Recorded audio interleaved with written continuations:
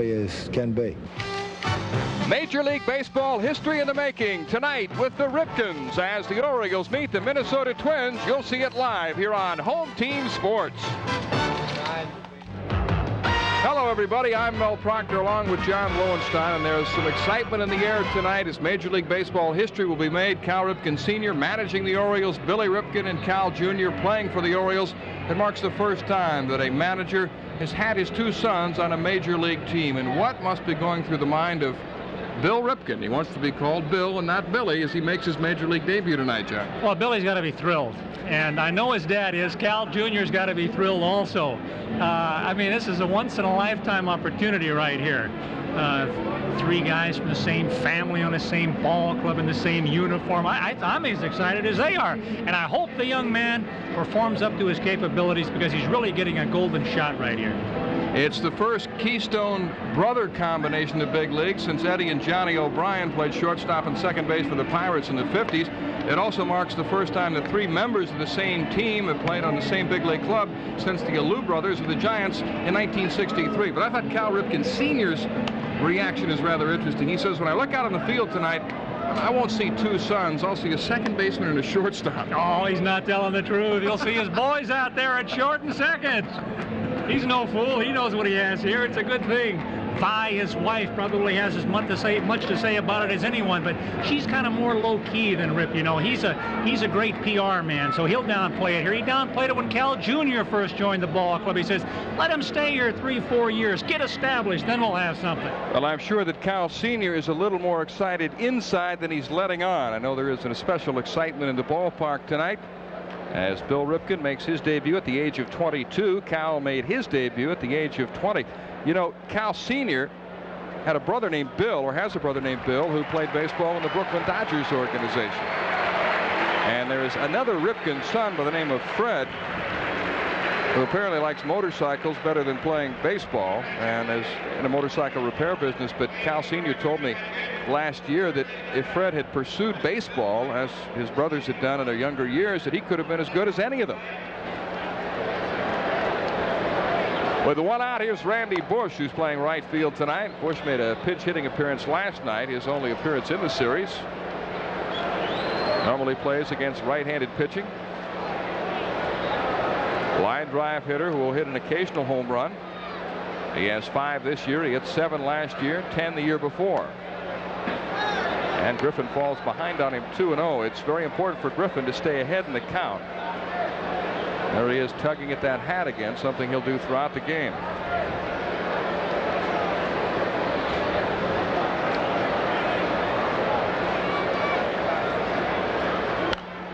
Looks like he goes into a little trance for a couple of seconds before he pitches. I'm sure he's thinking about the location of the pitch, making sure he knows what he's throwing, being aware of the situation. Just a brief meditation.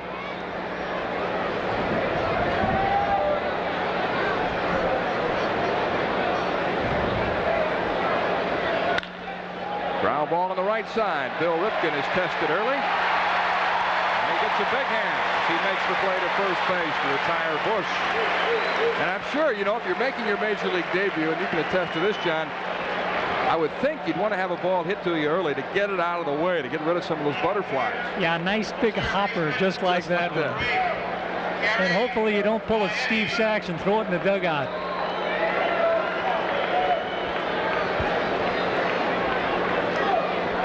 For the last couple of years, Bill Ripken has been regarded as having a Major League glove. There had been some question about his hitting, and probably still is at this level, but he showed that he could hit AAA pitching. He was hitting .286 when he was recalled. Strike one to Gary Gaetti. That was his first appearance in the big league since 1982. Ground ball up the middle. Cal Ripken cuts it off and throws it. Great play by the Orioles all-star shortstop to throw out Gary Gaetti. So the Ripkens step forward in the top of the first inning. Oh, the Ripkens will be up the middle now, plugging the holes up there behind second base from now on. That's a superlative effort here by Cal Jr. No webbing. Although this marks the first time that two sons have played for their father, who has managed the big league club. It's not the first time that a son has played for his father in the big leagues. Connie Mack managed his son Earl for the Philadelphia A's in the early 1900s. Earl later served as a coach. Jim Hegan was a coach with the Yankees. His son Mike played with New York in the 60s. And then Yogi Berra managed his son Dale with the Yankees in 84 and 85. But it's the first time that two sons have played for their father. My first big league game. I've been to Memorial Stadium before, many times. I've been in that locker room at Memorial Stadium many times. But never have I entered that locker room where my locker, my jersey, was there for me. When I walked in the door, I knew where the lineup card was. I've seen it many times before, not as an active player. And when I turned that corner around the door, and I looked at the lineup, my name was in it. I looked a little further down the lineup card. Senior was the one that filled out that lineup card. Before the game started, I went out, stood next to my brother for the national anthem, and with Senior writing out the lineup card, with my name playing second base, Cal's name playing shortstop, it marked the first and only time in Major League history that a father's manages two sons in a game. With two down, Bobby Bonds comes up for the first time.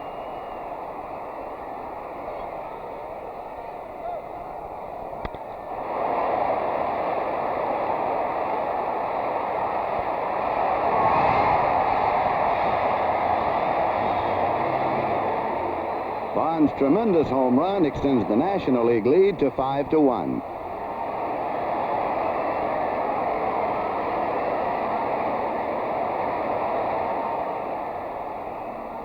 Here's another look as Bonds unloads on a pitch right down the middle.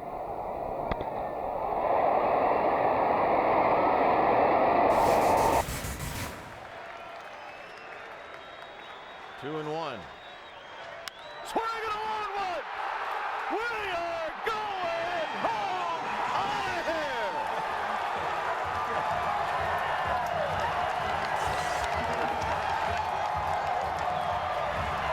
Unbelievable. Boy, did they miss him. You think they needed him back? Oh, yes. And the Giants are waiting for Bonds at home plate, and this is going to be some celebration. Yeah, baby.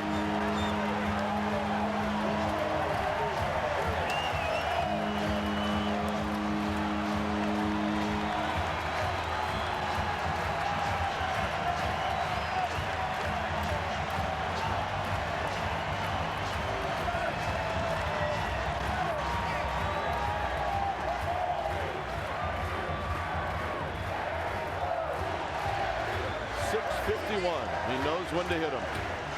Had never had a hit off of Ray King, and Ray King just became the 384th pitcher to give up a home run to Barry Bonds. And when Barry Bonds hit home plate, every one of his teammates said, "I love you, man."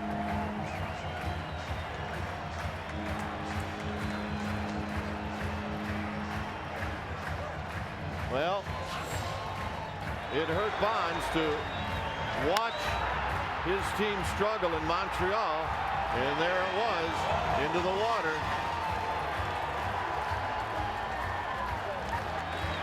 And everybody knew it.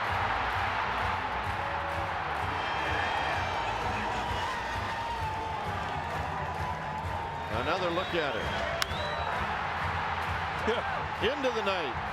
And for Ray King, if you're going to give one up, don't make it a cheapie, and that was not a cheapie. Well, it is one of those nights where everything good happened and the people don't want to leave.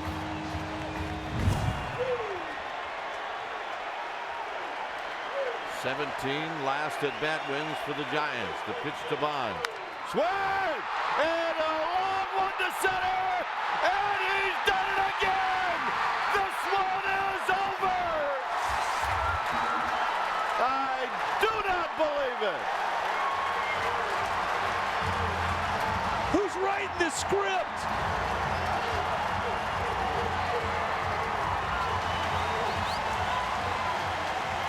Watch this celebration.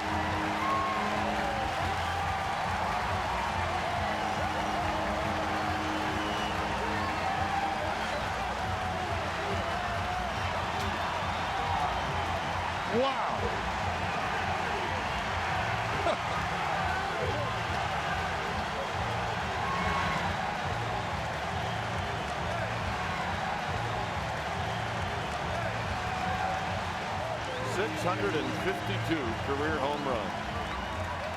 All of them walk-off home runs. Or it seems like it. It sure does. This is the darndest thing I've ever seen. Nobody's going to want to leave tonight.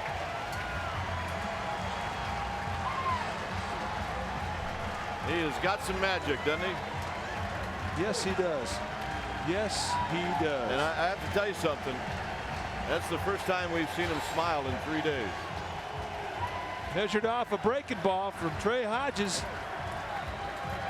And you couldn't sell this in Hollywood. They wouldn't believe it. Take another look at it. And to the deep part of the yard. Good night. And there was not one person that was not thinking about what he just did. And he delivers.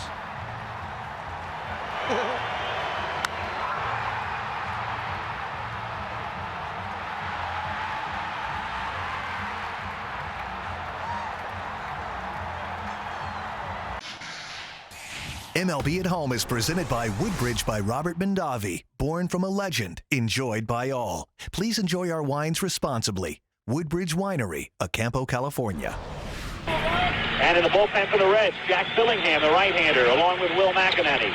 Foster is the drive to deep left field, and she'll be gone. George Foster hits a 1-2 pitch over the wall and left, and it's 6-5. George Foster has only 2 hits in the whole series. He's 2 for 12, both hits home runs.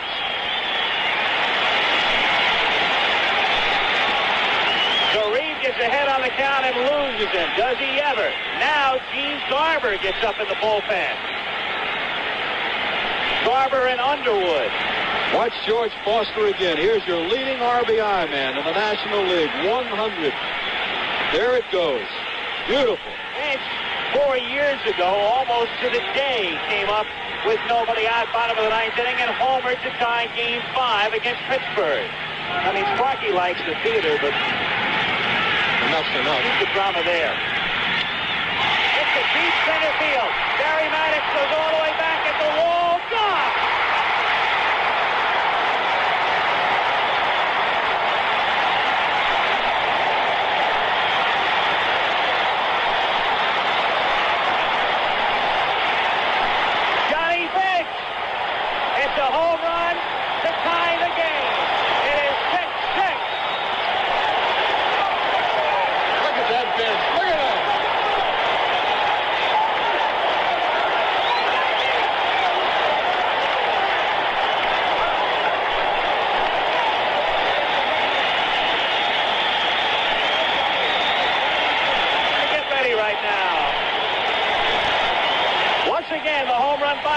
With 2 strikes. And the same kind of pitch that Foster hit out right down the middle.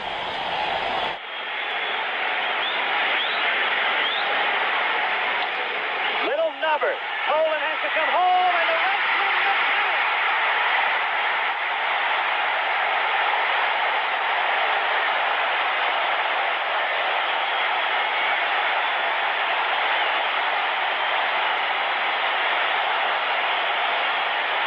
Done it again.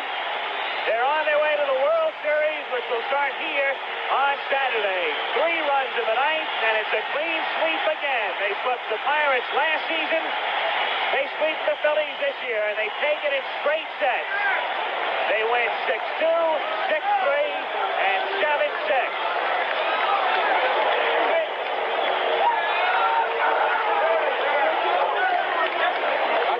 Just an absolutely incredible performance in the last 3 innings by really maybe one of the outstanding teams in the last 30 years in the National League or all of baseball. They are really an incredible baseball team. Center fielder, a 4-0 Twins lead as we go to the bottom of the 7th inning. And Ken Griffey Jr.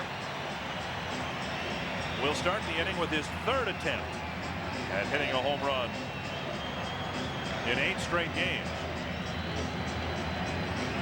Griffey struck out swinging in the 1st and then bounced out Winfield to Banks in the fourth. A high drive to right field. This ball is gone.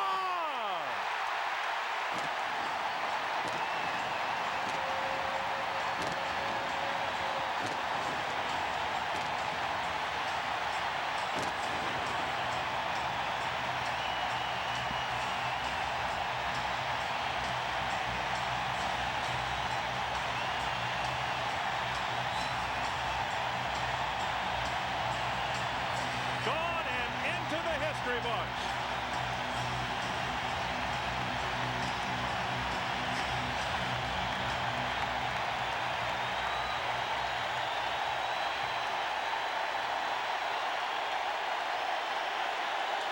Regardless of the outcome, this swing should bring a lot of them back tomorrow night when he'll try to break that record.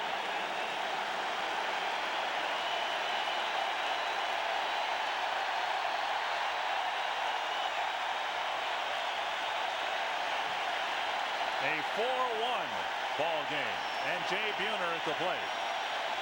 They're still standing here at the Kingdom.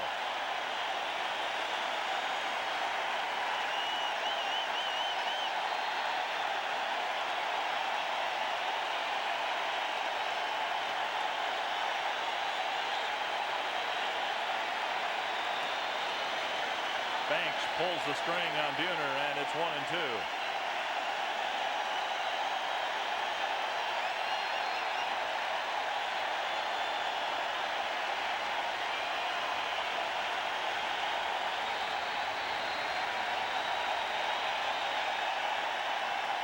I don't think there's a person here who's sitting down.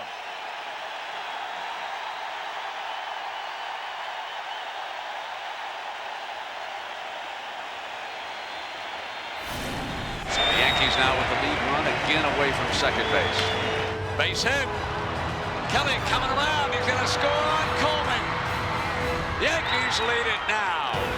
Pat Kelly dashes home off Randy Johnson. They have finally broken through. The Yankees score a run to go ahead in the top of the 11th. 3 outs away from Cleveland. Jack McDowell won a Cy Young Award, accomplished a lot of things in his career, but he has yet to win a postseason game in the majors. And with Velarde moving over to third, Kelly's at second, and Leyritz moves in behind the plate, and now Joey Cora will lead it off, and Velarde shortens up just about a step at third.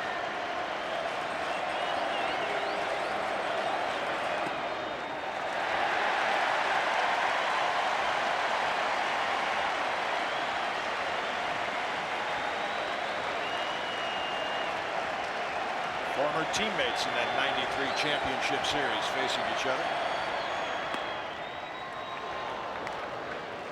Brought a live arm in on 2 days rest. Jack McDowell on Friday night working 5 in the third innings. Gave up 5 runs. Struck out 4, but he walked 4. There's that bunt. And Mattingly again, he makes the move and he didn't get it. We're going to have the same argument. No, Dan Morrison said no way. He went out of the line to avoid the tag.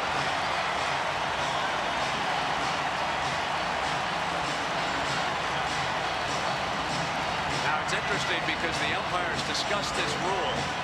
Clearly, Mattingly making a move on it, and they said that Cora would have a good 3 feet. That they would establish the line for him if Mattingly made a move. This is the second time that the play has come up in this series, and this umpiring crew has been all over it. And that lane down there really comes into play on a throw to first base in case the runner is inside that lane.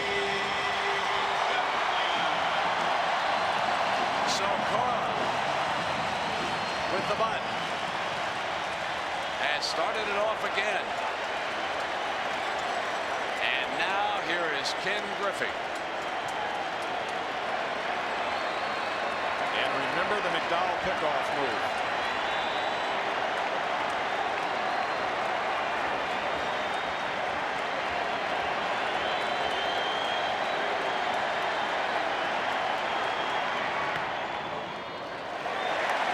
discussing outside. Leyritz disgusted. You could tell by his body language. He'll have a word with the umpire without turning around to show him up. Now he checks the dugout to see if Buck's got anything on with Cora on at first base.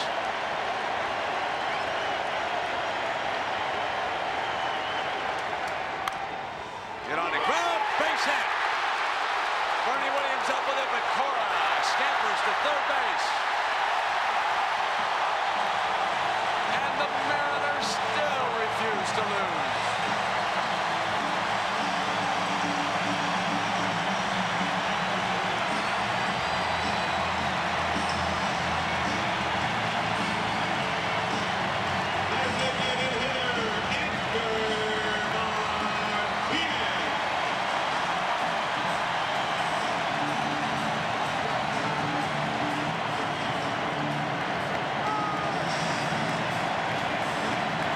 Took the high fastball and got on top of it. No chance for Kelly on this turf. And Williams had to scamper over to cut it off.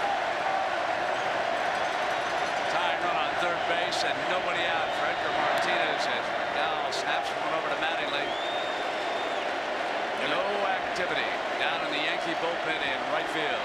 And both Mariner coaches reminding the runners McDowell has the fake to third, throw to first move. It is up to McDowell.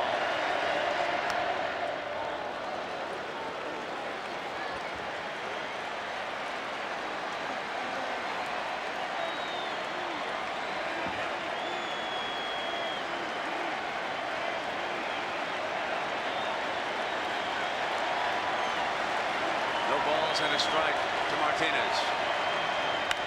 Line drive. We are tied. Griffey is coming around. In the corner's Bernie. He's going to try to score.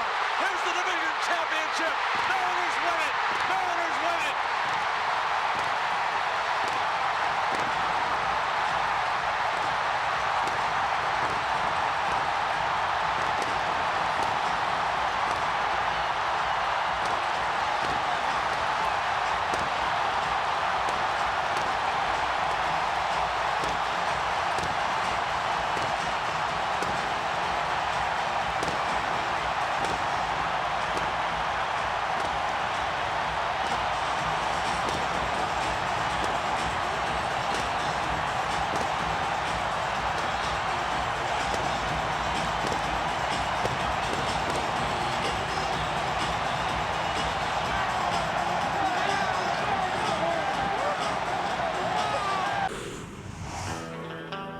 Robert Mondavi vowed to make a great wine for every American table.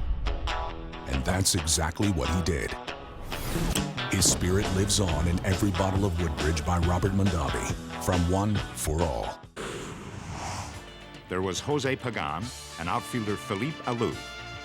Later, brother Matty arrived, and in 1965, when Jesus followed, the Giants claimed the distinction of being the only team to have three brothers in the same outfield. Whitey Ford gets ready for another series start. And this time he'll meet an old American League rival, Billy Pierce. The fans are on edge because the Giants are fighting for survival. It's still a scoreless tie in the fourth with one out when Ford faces Felipe Alou, who smashes the ball toward third. Clete Boyer dives for it, but the ball caroms away. And Alou is safe for the hit. Ford tries to make Mays go for a bad pitch and walks him.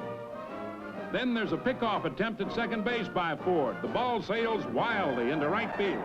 Felipe Alou scores all the way from second, and Mays dashes on to third. With one out in the Giant half of the fifth inning, one of Ford's pitches is picked on by Harvey Keene for a line single to left. Chuck Hiller then steps to the plate, loops a short fly into center field. It drops in there safely for a base hit. Keene goes to third. That brings up Felipe Alou. He drills a single to left field. Keene jogs on home from third base. Hiller stops at second. The Yankees score once in the eighth. But Pierce starts the ninth by getting trash on a fly to Matty Alou. Mays diving to the ground to avoid a collision.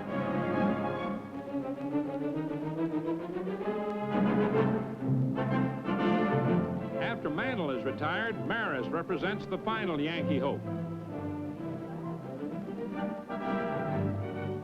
Billy strikes him out, and the Giants win 5-2. The series is tied at 3 victories each. Billy Pierce pitching a dazzling 3-hitter. Sheffield singled up the middle, line to second. As long as you don't let the hitters see it, Joe. Right, exactly. You turn around and start doing that to the hitters. Oh, yeah, really? Well, some guys have. Yeah. Oh, yeah, there are guys that do that to the hitters, guys that blow on their fingers as if they're blowing on a 6-gun after a strikeout. Joaquin Andahar used to do that. Yeah. Dennis Eckersley, who's bound for the Hall of Fame. One of the great careers by a pitcher in recent history, is often very demonstrative, especially at the end of a game.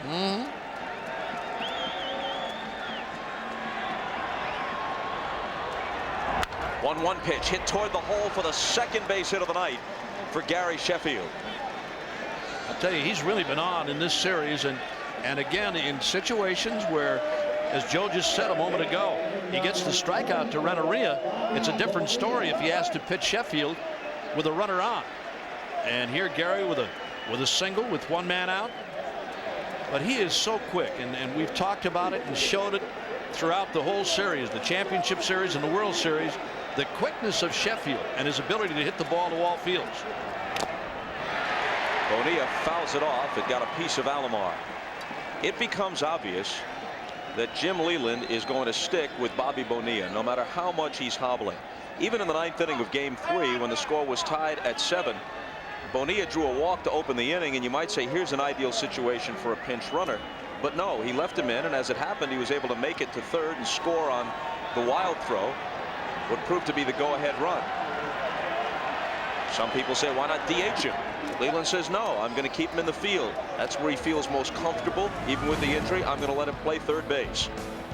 Well, the other problem, and Leyland says that he feels like he's okay, and he feels like he's running okay, and he feels like, hey, Bobby should be able to make the plays in the field. I think when you're the manager, you have to think about all the players on the team and decide whether one guy can hurt you if you put him in the field. And he's decided that he cannot. 2-1. Well, there's nobody that knows Bobby Bonilla better than Jim Leyland, and I mean, he's had him for a long enough period of time that he knows when and why and where Bonilla should play, and he's in there. And he told us the other day that he and Bonilla sat after the game and talked about it. Bonilla told him, I want to play. Hershiser falls behind 3-1. Of course, Bobby Bo was with Jim Leyland in Pittsburgh on teams that came close to making it to the World Series but fell short in the LCS, now reunited in Florida. Well, Bobby Bo has to make sure he gets a good pitch to hit here and don't go out of the strike zone. Yeah, he takes it low. That's the way you're supposed to approach hitting. He had a hole at first base, but don't go out of the strike zone. And the problem is that Orel Hershiser's not going to give in to you anytime. First pitch he had a pitch to hit, he fouls it. After that, he starts to nibble, and he tries to get Bonilla to chase something out of the strike zone, and Bonilla does not bite on this particular at bat.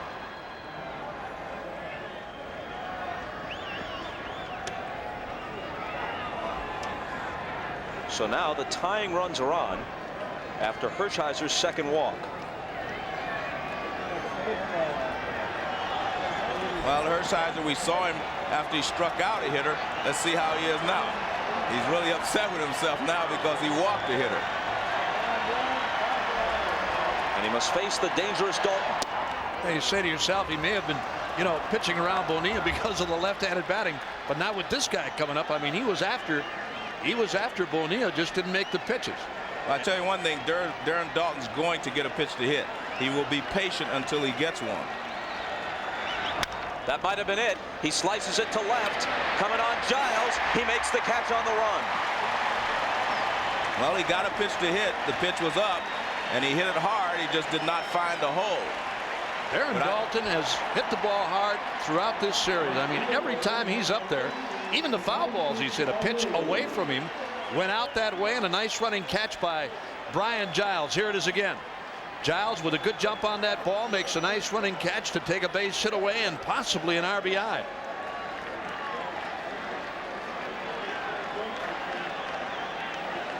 But What a story Dalton is. At age 35, after 9 knee surgeries, he was contemplating retirement. Seemed like it was the end of the line in Philadelphia. All of a sudden, new life in Florida, back in the World Series.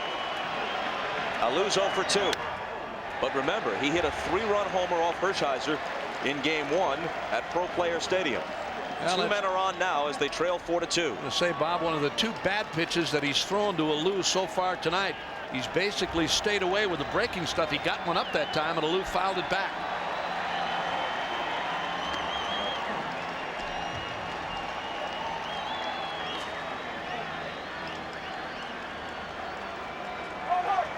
Livan Hernandez had a 2-0 lead. It got away, mostly courtesy of Sandy Alomar, an RBI single and a 3-run homer. He's also had problems with wildness, walking 7. Now he trails 4-2. The rookie beat the veteran in the opener. Scherzer trying to turn it around in Game 5. His 0-1 pitch to Alou. A ball and a strike.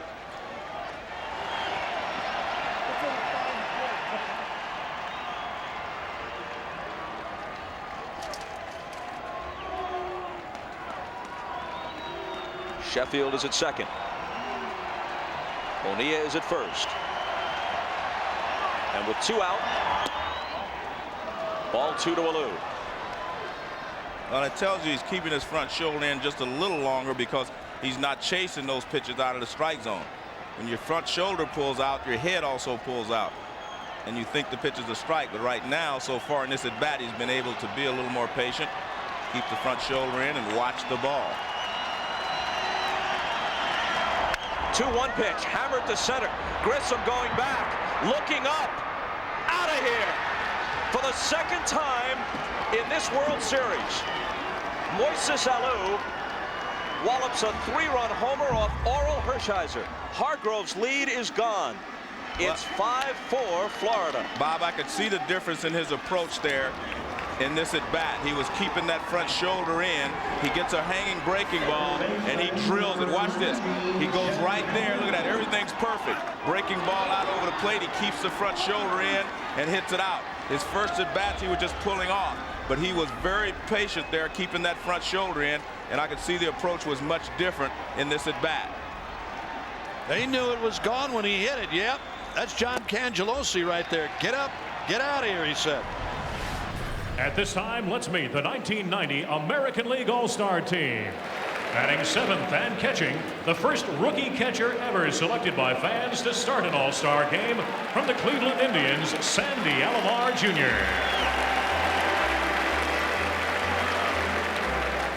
Now, let's meet the 1990 National League All-Star team. And from the San Diego Padres, number 2, Sandy Alomar Sr. Also from the Padres, number 12, Roberto Alomar.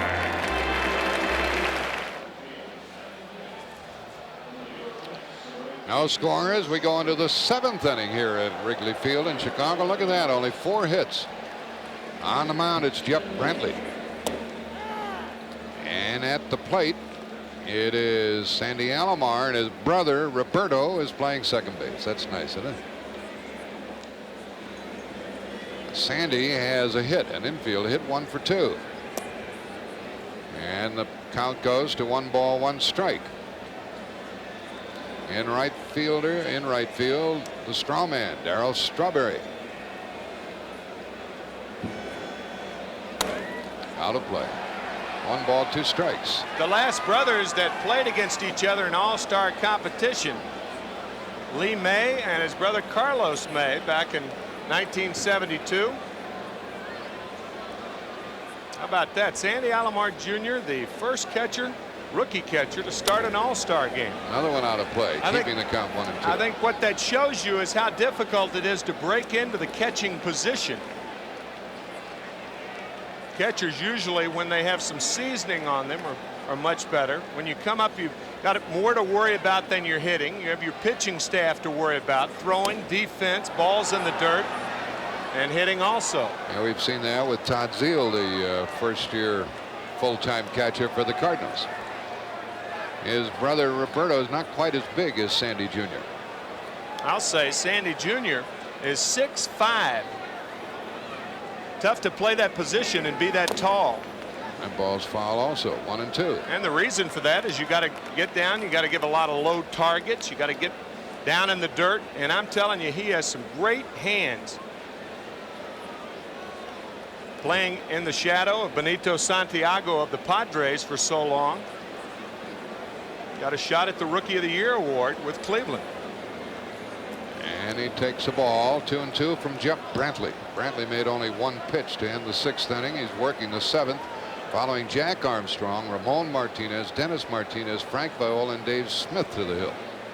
2-2. He missed the outside corner. Alomar is leading off. Speaking of Benito Santiago, by the way, it was Jeff Brantley who broke his left arm. So Santiago could be playing against Alomar. Off the fist and fouls. Keeps it 3-2. How many times do you see that? The numbers 1 and 2 catchers in an organization. One is traded, the number 2 guy in Alomar, in the offseason, and they could very well have started against each other in this year's All-Star game. And a foul tip, and that fell to Mike Scioscia. Boy, that's a tough job back of that dish. No dancing tonight, Mike. Mike wearing that protective cup behind the plate. And it appears to have hit him there. Yep. When it comes down from the top, it is much more forceful because it doesn't hit the ground first, but it's much more forceful. Mike appears to be all right. And these umpires ignore the rain, which is pounding down here in the 7th inning. They can jam about 40,000 people at the most here at Wrigley Field. This is a look from our Goodyear blimp. They have a rainy night to contend with up above. It's a good at bat by Sandy Alomar. He's fouled off quite a few difficult pitches. He's leading off in the 7th inning. That one is a tough chance for the shortstop Dunston, and he is safe, and he really jammed into the base. That's a second hit for Alomar. A good effort by Dunston. It looked like he had no chance, but with that great arm of his, he darn near got him. Yeah, if Sean Dunston can't go in the hole and throw you out, then the play can't be made. He has the strongest arm of any shortstop in the major leagues. Tough to get leverage right there. I'm sure John McNamara, watching this game, concerned about Sandy Alomar Jr. sliding into first base. John, of course, the manager of the Cleveland Indians. Here it is one more time. How many times do you see the catcher sliding in? The top foot went over the bag. Not your Spalding guide slide right there. We had a clock on the throw by Dunston, 77 miles an hour. A long throw from short. Well, that's not fair because Dunston really threw the ball flat-footed. He lost his balance. But it just shows you how strong that arm is. He has a gun. Lance Parrish hopes to get something done at the plate as he bats for the first time.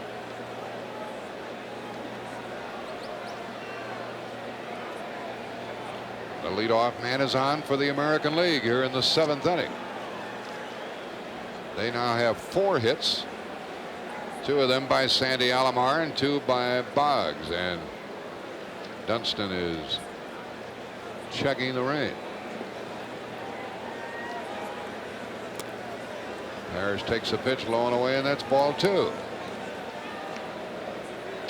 Couple of warming up. The Nasty Boys are down there. Dibble on the left and Myers on the right. Hey, Roger Craig's got a problem with his pitchers. He's already used 6 pitchers with 2 more warming up, and it's a scoreless ball game, a tie game. If this game goes into extra innings, the National League could be in trouble. And it might just do that the way the hitting and the scoring has been. 2-0 the count.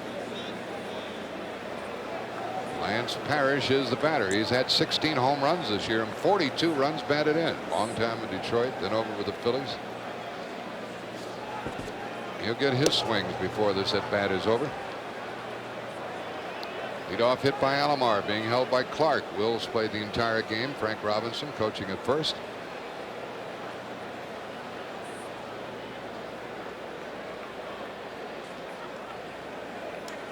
Inside, and it's 3-0, and again they might turn the hitter loose. They play Parrish as a pull hitter.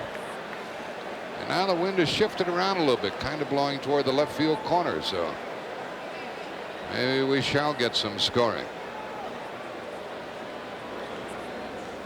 He was taking all the way, and it's 3-1. By the way, Norm Charlton back home, be happy to know he was represented here because Randy Myers wore Charlton's uniform shirt during pregame practice. So they stuck together, Dibble, Myers, and Charlton. 3-1. 3-2. Little wrinkle on that pitch, Tim. From Brantley. Brantley lives in Clinton, Mississippi. Went to Mississippi State along with Will Clark, Rafael Palmeiro, Bobby Thigpen. 3 members of that team represented here tonight. Clark, Thigpen, and Brantley. Runner at first, nobody out. 3-2 on the batter. Going. Base hit. It'll be first and third with nobody out on the hit by Parrish. Now looks like the American League is poised to take the lead in the 61st All-Star game. First and third and nobody out. And hitting for the second time in this game is Julio Franco. He has come on to be a very steady performer for the Rangers.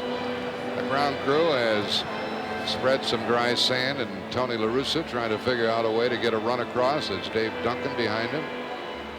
And Rob Dibble. This should be a great battle right here as Roger Craig is going to play the infield in. The runner at third base is Sandy Alomar. He started the inning with a base knock, and across the diamond it is Lance Parrish. He got the pinch single to set it up. First and third, nobody out, and Roger Craig figures that 1 run might win this one, so he's playing the infield not all the way in at second and short, but pretty well into the point where they'd have a play on Alomar. Here we go with Dibble. You'll see some fire here. No score, 7th inning.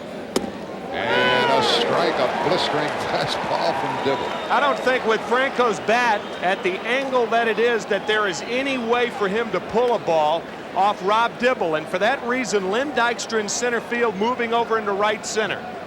Franco is 0 for 1 in the game, batting .292 on the season. And a foul ball out of play. That's what you're talking about, Tim. He didn't get around on the smoke, and that's strike 2. We had a 1 hour and 8-minute rain delay here at Wrigley Field, and we hope we kept you folks entertained well enough. And now Socia goes out. He wants this strikeout badly, so they'll be able to play the infield all the way back and hope for the double play ball. Frank.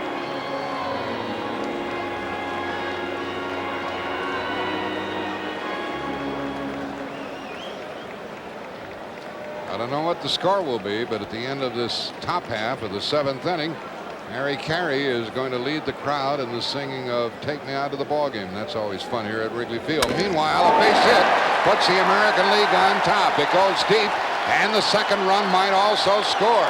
Parrish not a good runner, but he is going to be able to dent the plate, and it's 2-0 in favor of the American League as Franco came through on an 0-2 count.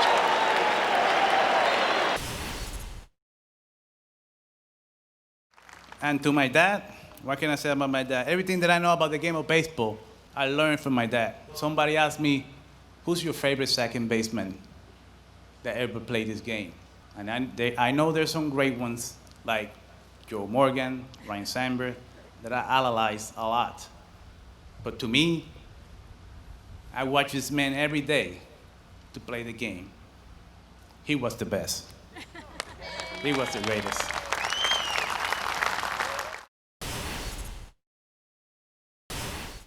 3-2 pitch to Carter. Swung on and blooped into left field for a base hit. So Carter gets the single and is now a 6-2 ball game. So Eckersley to pitch to Olerud with runners at first and third. Swing and a base hit on the first pitch up the middle. Going to third is Winfield. There are runners at first and third. Olerud singles, and that run is charged to Parrott. And now the potential tying run comes to the plate. Line drive, base hit right field. Coming in to score is Winfield.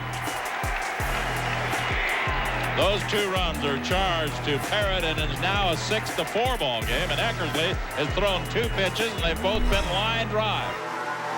Well, Dennis Eckersley came in the 8th inning with 2 on and nobody out. He gave up 2 quick hits and then had to make some very tough pitches to get 3 outs. So he faced 5 batters, and now he's got to face the top of the order here in the 9th inning. White, Alomar, and Carter, the first 2 of whom, of course, as switch hitters, will be batting left-handed. And a big bulk of the attack today by the Blue Jays has been left-handed off Welch. Not so much since that time as the right-handers Carter and Winfield got hits off Parrott. White today is 0 for 4 with 3 strikeouts, and Eckersley's pitch is ball 1 low.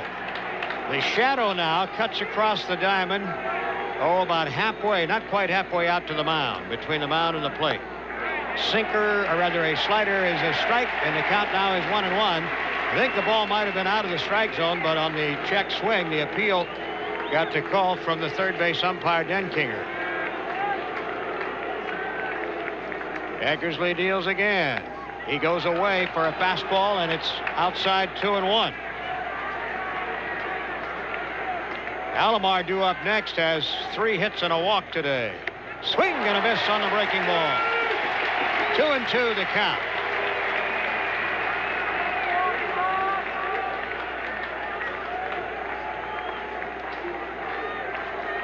A's 6, Blue Jays 4.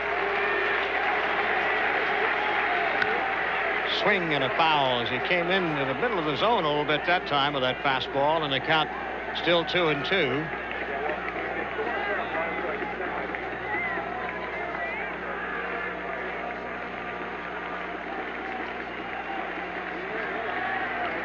White, after being out of the batter's box a moment, steps in. Eckersley wheels and delivers low. 3-2. White, good discipline that time, and he's a high strikeout hitter and often chases bad balls, but he didn't that time. Full count.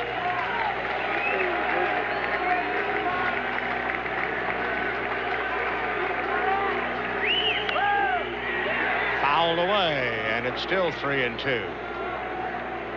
A's had things under seemingly excellent control for 7 innings, 6-1.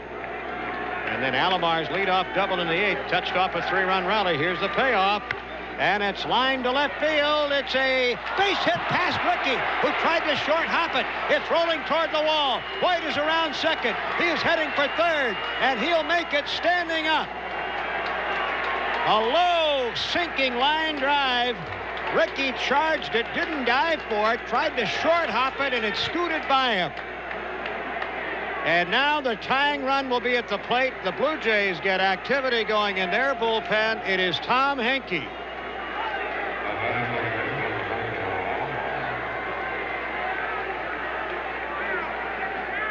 I think it'll be a single and an error. I haven't heard the announcement on it yet.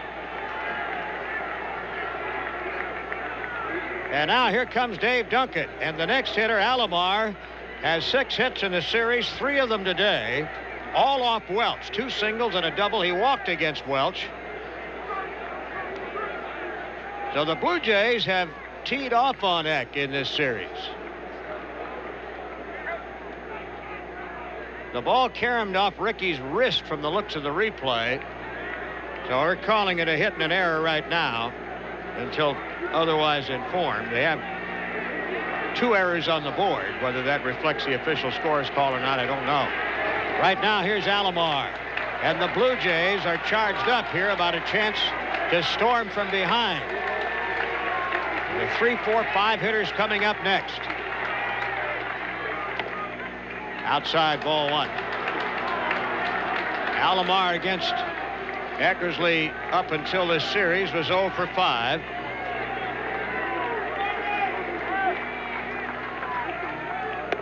Strike. 1-1. Alomar puts the ball in play a lot more than White does, and White fought Eckersley out to 3-2 and made him throw a strike that he could belt to left field. Swing and a line drive down the left field line. It is going to curve foul. Alomar very good at waiting on that outside pitch and taking it the other way. And he sliced it wide of the strike. Outfield playing him to the opposite field, although he pulled his double in the 8th inning down the right field line. Top of the 9th. Pitch on the way. Inside with the fastball, and the count now is 2-2. Eckersley having to make a lot of tough pitches here in this assignment.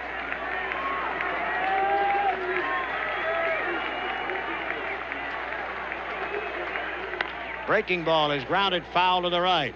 Had that one down and in to the left-handed batter. And like White before him, he's spoiling off pitches here in this at-bat. Joe Carter, who had been shackled at 2 for 15, but single the last time up, is due up next. Drive to right field. That's back deep. Sierra is going all the way back. It is gone. A game-tying home run by Roberto Alomar, and the A's lead is gone.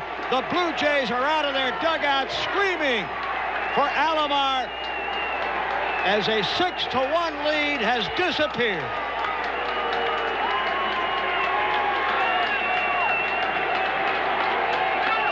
Alomar's second home run of the series and of the 2 games here in Oakland on a 2-2 pitch. The fans, the A's, Eckersley, I think all stunned beyond belief right now.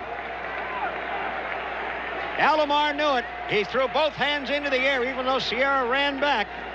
It was gone all the way. There are runners at first and third, and right now the A's are playing the infield in.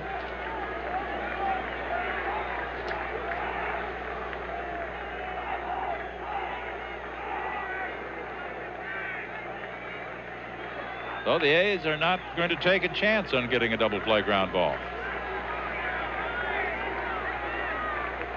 Maldonado leads at first, and he is in a position to steal second base now with the infield in. Swing and a foul driven into the stands to the left. Strike 1 to Borders.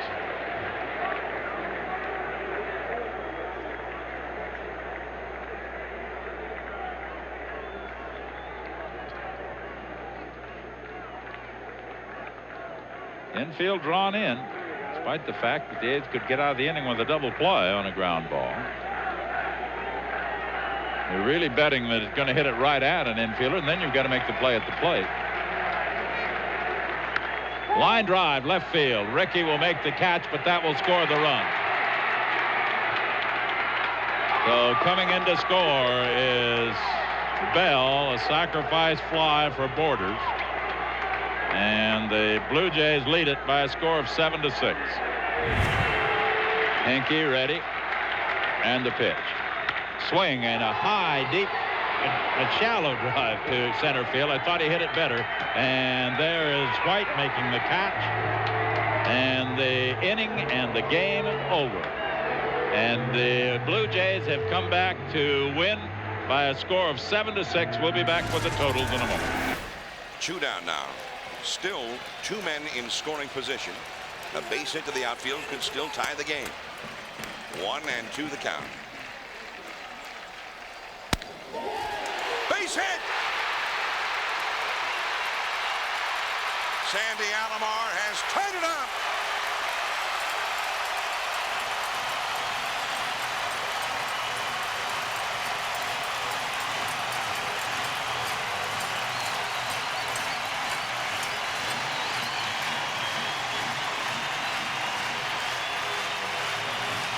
David Wells never went away from staying in, and finally Alomar got enough bat on the ball to loft it over Zeal's head.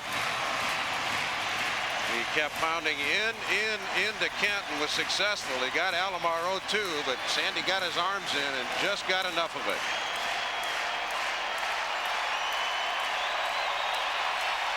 So Franco and Ramirez both score.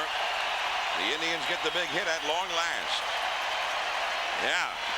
Now B.J. Surhoff, who has hit 3 home runs in this series, pinch hitting for Hoyles. Ball 1. John, I think Mike Hargrove has managed a brilliant game. He made 2 trips to the mound, once after Nagy gave up the 2 home runs, the other time after Nagy messed up that rundown to settle down his pitcher. He played for the 1 run in the 5th. He's had the great matchups, but as we often say, you're only as brilliant as your bullpen. Right now, he's looking real good. Well, the bullpen got roughed up in Baltimore in those first 2 games, but here at the Jake, it's been a different story. 18 strikeouts out of the 25 outs recorded by Cleveland pitchers today.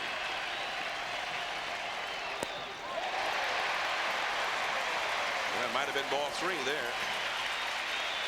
Well, fastball was low. BJ looked like his leg was bothering him on that swing. You really can't tell or not, but he was hitting on his front foot. He's not really a front foot hitter. He stays back pretty good.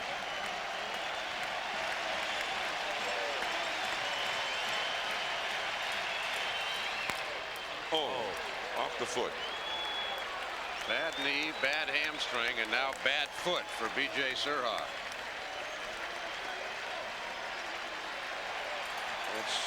That's not what he needed there. Brady Anderson on deck.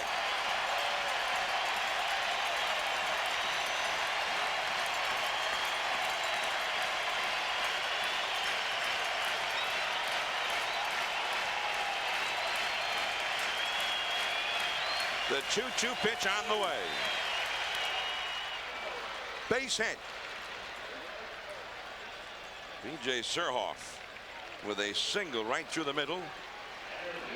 And now Manny Alexander will come out of the Baltimore dugout, and he will be the runner for Surhoff. So great job by Surhoff under such tough conditions, especially. Well, BJ's a gamer, man. He's been hurt a lot in his career, and I think he understands injuries. And wasn't no secret what Mason was going to throw right there. He threw a fastball, and he just did what you're supposed to do as a hitter. Just try to hit it right back up the middle. Mesa guy you can run on, Kirby? Not with Alomar. It's kind of tough to say. I don't know. He's kind of slow to the plate sometimes, and sometimes he's not. Manny Alexander is the possible tying run. Franco wants to know if they want him to hold the runner on or play behind. I think you have to hold the runner here. Yeah, you have to. You're not going to give him a free base.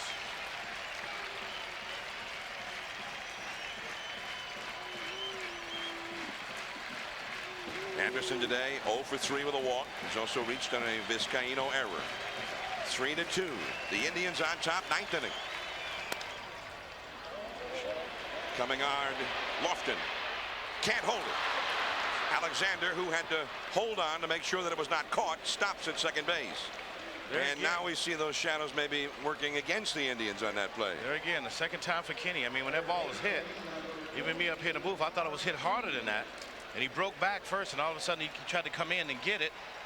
And he did what you're supposed to do with the ball's dying. He realizes right now he has to dive and get it, and it hits off the heel of his glove. Those shadows are real tough for an outfielder just at this point.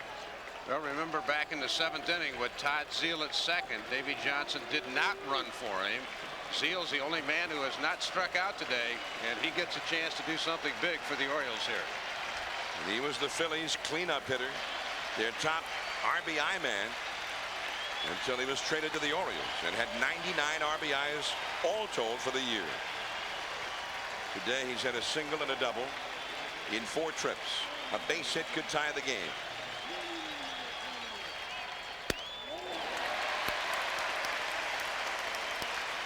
How many times have we seen that today? 18 strikeouts for Cleveland pitching, 2 walks.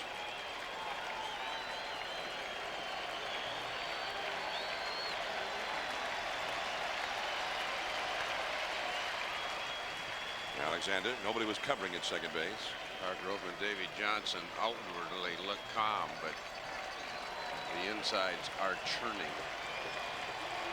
After Zeile, Roberto Alomar. The Orioles hoping that somebody can come through with a clutch hit. Popped up. It's playable. Franco out, number 2. The Orioles have not had a hit all day long with a man at second base. And that leaves it to Roberto Alomar. The Orioles are 0 for 8 in those at-bats. Of course, Cleveland has struggled in those spots as well. But it was Sandy Alomar who broke through today with a clutch 2-out, 2-strike, 2-run single in the fourth that helped turn the game around. And now his kid brother Roberto is the Orioles' last hope in this game. Roberto Alomar today 1 for 4. He's had an infield single. Alexander the possible tying run at second base. Brady Anderson the runner at first. Just off the outside. And Mesa really wanted that call. Guess they're just so used to getting strikes called today. Charles Nagy. Yeah. Charles Nagy. He was the man who gave the Indians the lift they needed. It's a pop foul out of play. 1-1 to Alomar.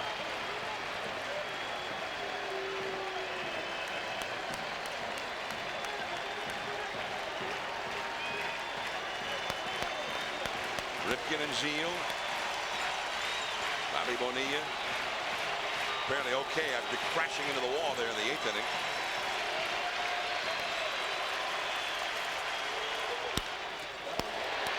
Another pop foul out of play. 1-2 now.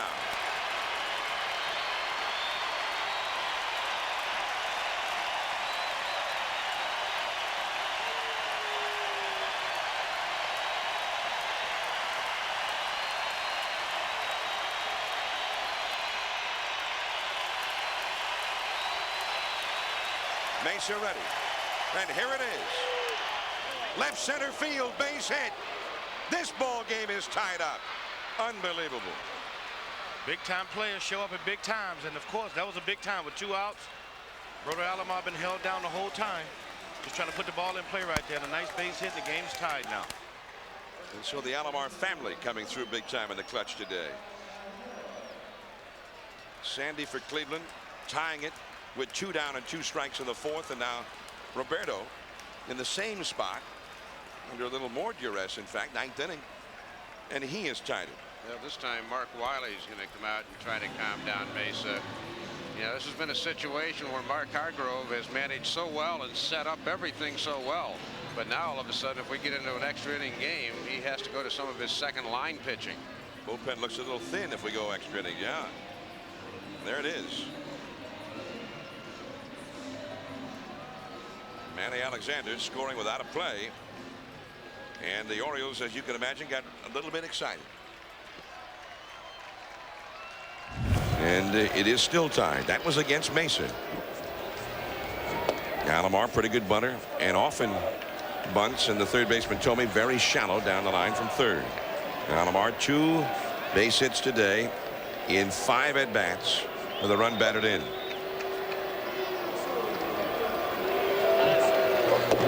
That's a called strike. Yeah, I bet the last time Jose Mesa pitched into his 4th inning was when he was a starter.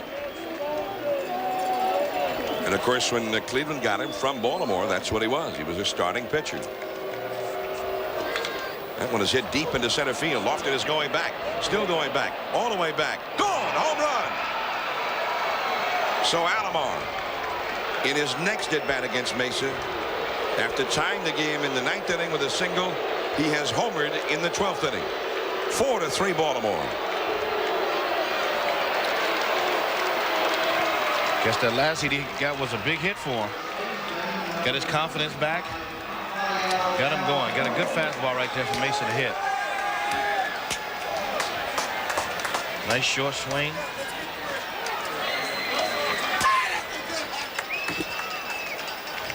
Brother setting up inside. Nice low pitch. Right where left-handers want it. Cal Ripken has not been in postseason play since his 2nd year in the major leagues, 1983, when he was the MVP in the American League and the Orioles won it all. Albert Bell, is this his final game as a Cleveland Indian? Strike 3. The ball game is over. The Orioles have won the divisional series against the Cleveland Indians. The wild card team has defeated Cleveland in their home field. Just an emotional day for both sides. Unbelievable. 33 strikeouts in the game. The Orioles strike out 23 times, yet hit 3 solo home runs, get a clutch hit from Robbie Alomar. Mike Hargrove managed brilliantly until 2 outs in the ninth. Mason couldn't get the out, and he really proved to be there on doing. And so Ripken and Murray back together again after all those many years. And they're headed to the American League Championship Series together. MLB at Home is presented by Woodbridge by Robert Mondavi. Born from a legend, enjoyed by all. Please enjoy our wines responsibly. Woodbridge Winery, Acampo, California. One of the best baseball cities around the major leagues. They pack them into Jacobs Field night after night, day after day. The biggest crowd ever at this ballpark saw Game 3, 45,274. Just a little less tonight, 45,231.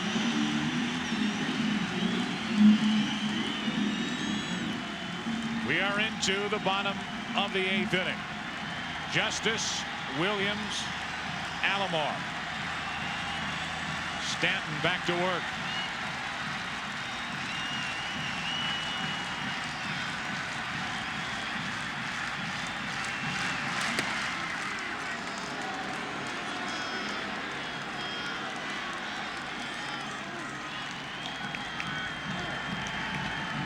White Gooden lasted 5 2/3 innings. Only 1 run on 5 hits. Been the Yankee bullpen ever since.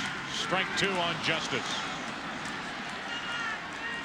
2 nasty fastballs on the outside corner by a former teammate, Mike Stanton. And this will probably be Stanton's last guy with Matt Williams on deck. Then we'll see Ramirez. Mariano Rivera, I beg your pardon. 3 pitches, 1 out. Stanton does his job. Came on to strike out Tomey in the 7th. Strikes out Justice to start the 8th. Back to the bullpen goes Joe Torre. Bottom of the 8th inning. Yankees hanging on by 1 run. Mariano Rivera with that high fastball. Hey, I don't know about you guys, but it seems like the last 5 half innings have been bottom of 9th innings. That's the way it's felt.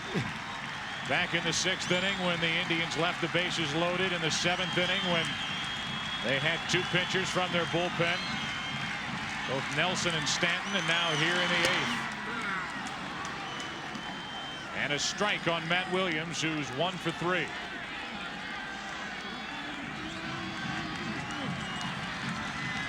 You cannot say enough about this Yankee bullpen. Now 11 2/3 scoreless innings in this series. That'll get out of play, and strike 2 on Williams. Tim, you mentioned that high explosive fastball from Mariano Rivera, but I think that second bullet point, the fact that he lulls the hitters to sleep with that deceptive motion, he hides the ball very well. And in order to be successful, you have to make him get the ball down in the zone. It's almost like he's using someone else's arm when he throws. How can a guy that thin throw that hard? And you can see the sign from Girardi, fastball, and he put his palm towards the sky, lift it up, get it up, get it up. He has Williams set up at 1-2.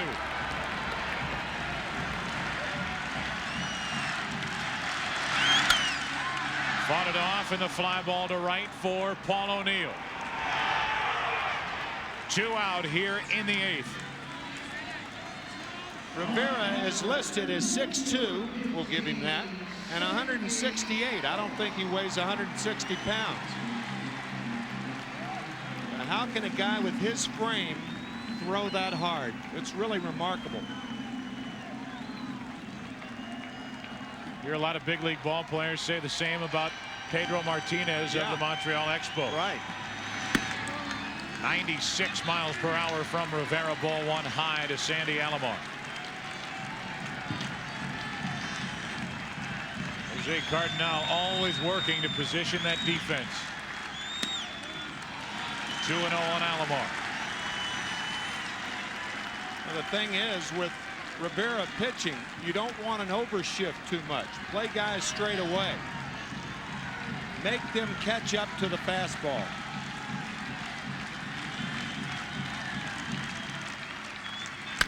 Into right field, well hit. Track, wall, tied.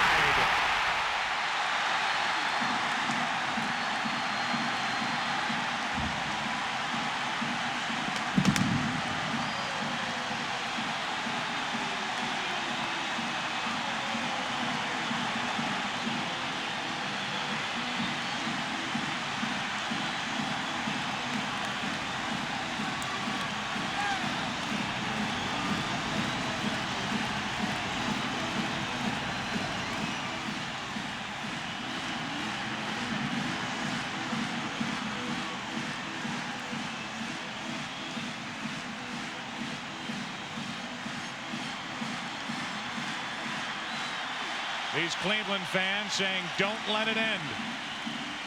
Sandy Alomar goes opposite field, and after 8, game 4, tie.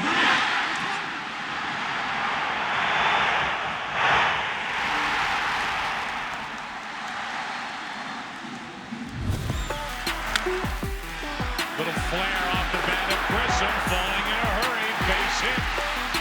And now Omar Vizquel, with Grissom carrying the winning run in his back pocket. Off Mendoza, base hit. There will be game 5 tomorrow night.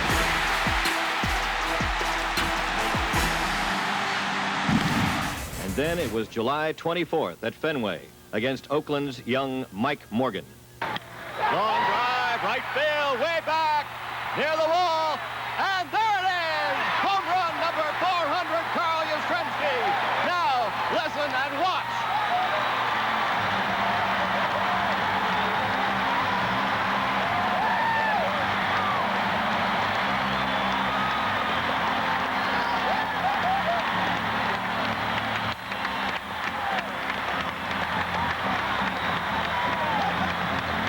They're all going mad here as number 400 has been hit by Carl Yastrzemski, and watch him. Up everywhere at Fenway Park. They're going to call for him again. They want a curtain call for Carl Yastrzemski. So, and there he is. There's the moment. He said he wanted to get it done, and he did. And he didn't pull it into the screen. He put it into the bullpen in right field. And not only that, he put the Red Sox ahead. So we've had a gigantic moment at Fenway Park, and it's still going on. A rolling, swelling groundswell of applause. And Yastrzemski is holding up the game. Here he comes again. We're all applauding him up here. The Yaz watch was a long and painful one through July and August after that, on the slow march toward 3,000. It was individual now, and this was the season.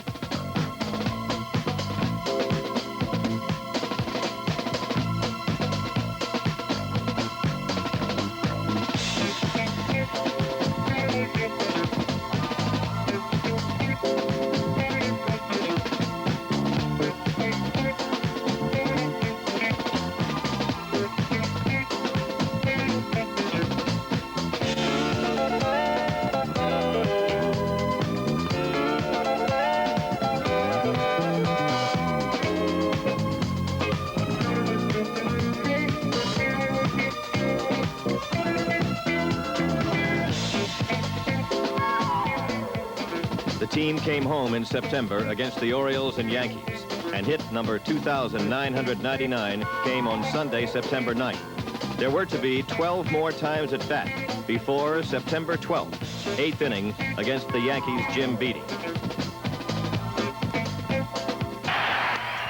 There goes the ground ball, base hit, number 3,000, Yastrzemski's got it, and all hell breaks loose at Fenway Park.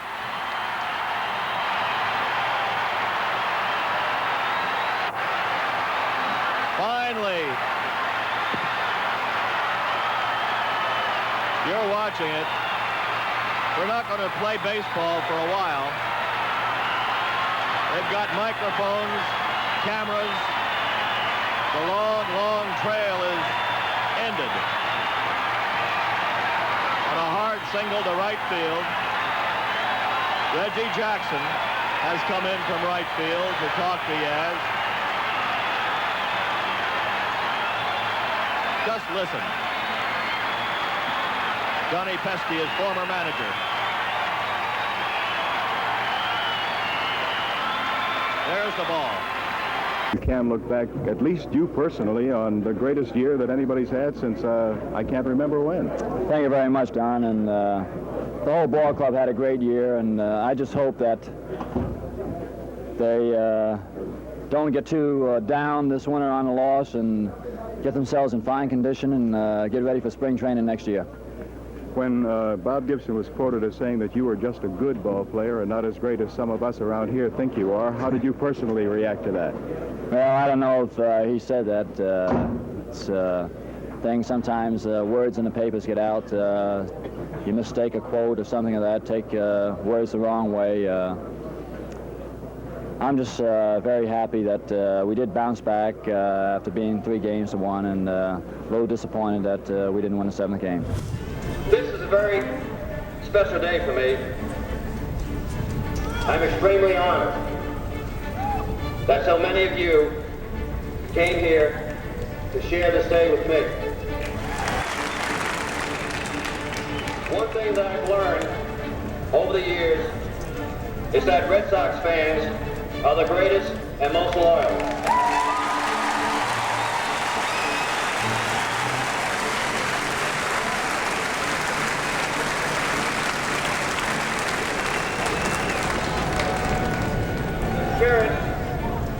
The spirit at this great ballpark makes it the best place to play baseball in the world.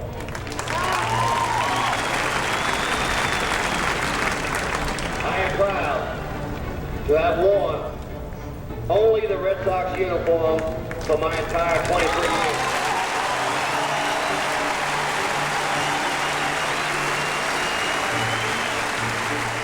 In recent weeks, I have been asked how I would like to be remembered.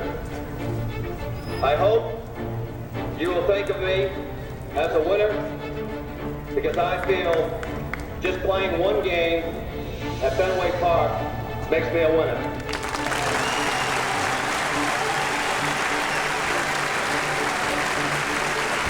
Thank you so much for being here, and I hope I represented Boston and New England with class and with dignity.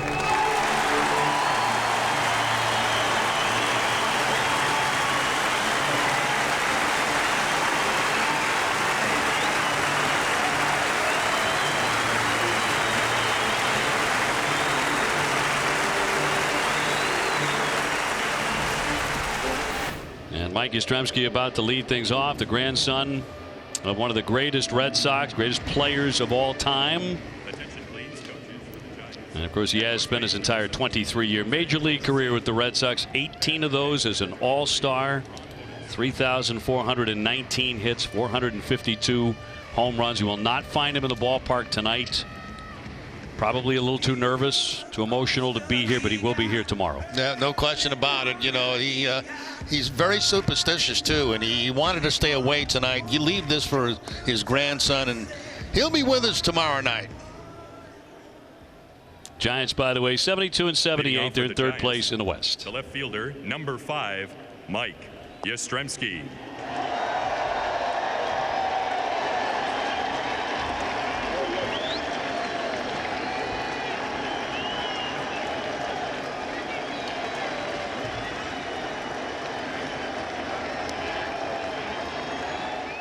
At Fenway, 4-1. The Giants have the lead on the Sox. Dave O'Brien alongside Jerry Remy, Dennis Eckersley, on a night where Mike Yastrzemski is playing left field, and his Hall of Fame granddad will be on hand tomorrow night to watch him play in person.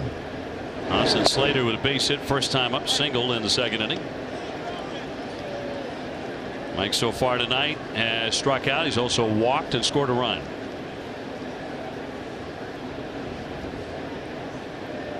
And I got a chance to do something I have been wanting to do for about 45 years.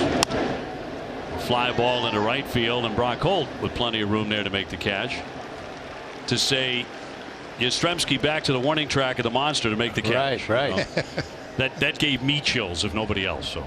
I mean, Sherm Feller should have been, that's the guy that I remember when Yaz came to the plate. He was special, man. That guy. He didn't call him his name. He just called him number 8. Number 8. No batting, number 8. Mike wearing number 5. First ball swinging. Dubon not happy with that cut. Pops it up. Marco has it. Hernandez with a grab. 2 down. Yeah, Eovaldi can use a little quick inning like this. The left fielder, number 5, Mike Yastrzemski.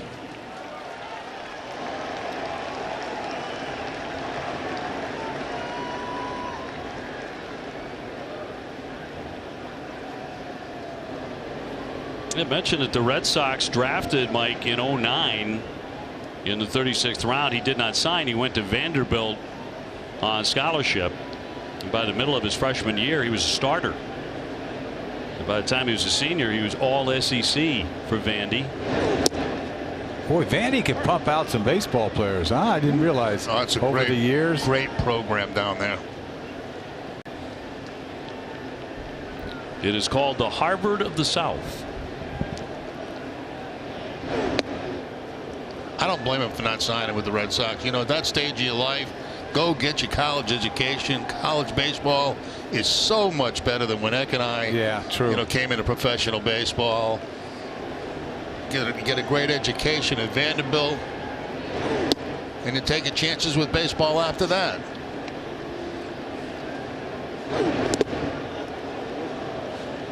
Three and one.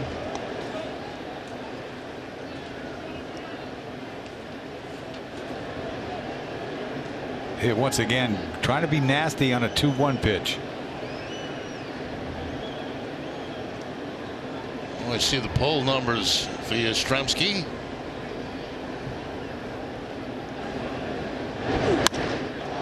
Fly to center field deep. Going back, Jackie Bradley looking up, and it is gone. Yastrzemski takes it out of Fenway. His 20th home run of the season.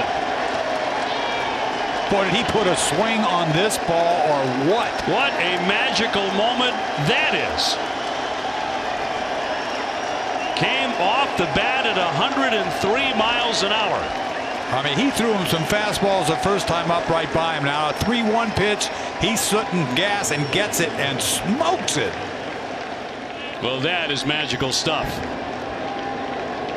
Yastrzemski hits it out of Fenway again. Yeah, that was supposed to happen. Good for him. He just blew him away with fastballs in that first at bat, but he was looking for one right here. It was down. It was about belt high, and straight away center field. He was the leader of the most important Red Sox squad of the 20th century, the Impossible Dream Team of 1967. His phenomenal play and clutch hitting led the team to the pennant and ignited a love affair that saved the franchise, gave birth to Red Sox Nation, and that has made Red Sox baseball an integral part of New England culture to this day. Yet, after a 23-year Hall of Fame career that ended 36 years ago, who could have imagined that this field could today provide a new thrill of a lifetime? For what could be more gratifying than to step on the field once more than 58 years after he first did so, and play catch with his own grandson, who steps on this field this week for the first time as a major leaguer. Ladies and gentlemen, won't you please welcome the greatest living Red Sox player, accompanied by his beloved grandson, now a major leaguer with the San Francisco Giants. Welcome home, number 8, Carl Yastrzemski, and number 5, Mike Yastrzemski.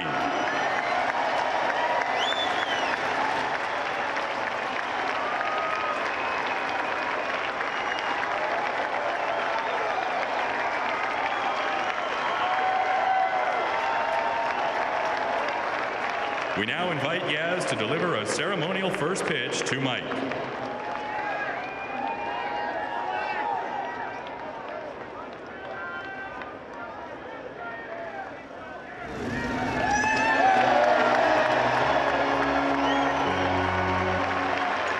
Thank you.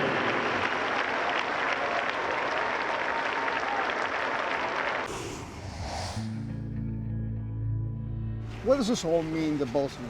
Being able to be in the ballpark and seeing your grandson play while your grandfather was a Hall of Famer.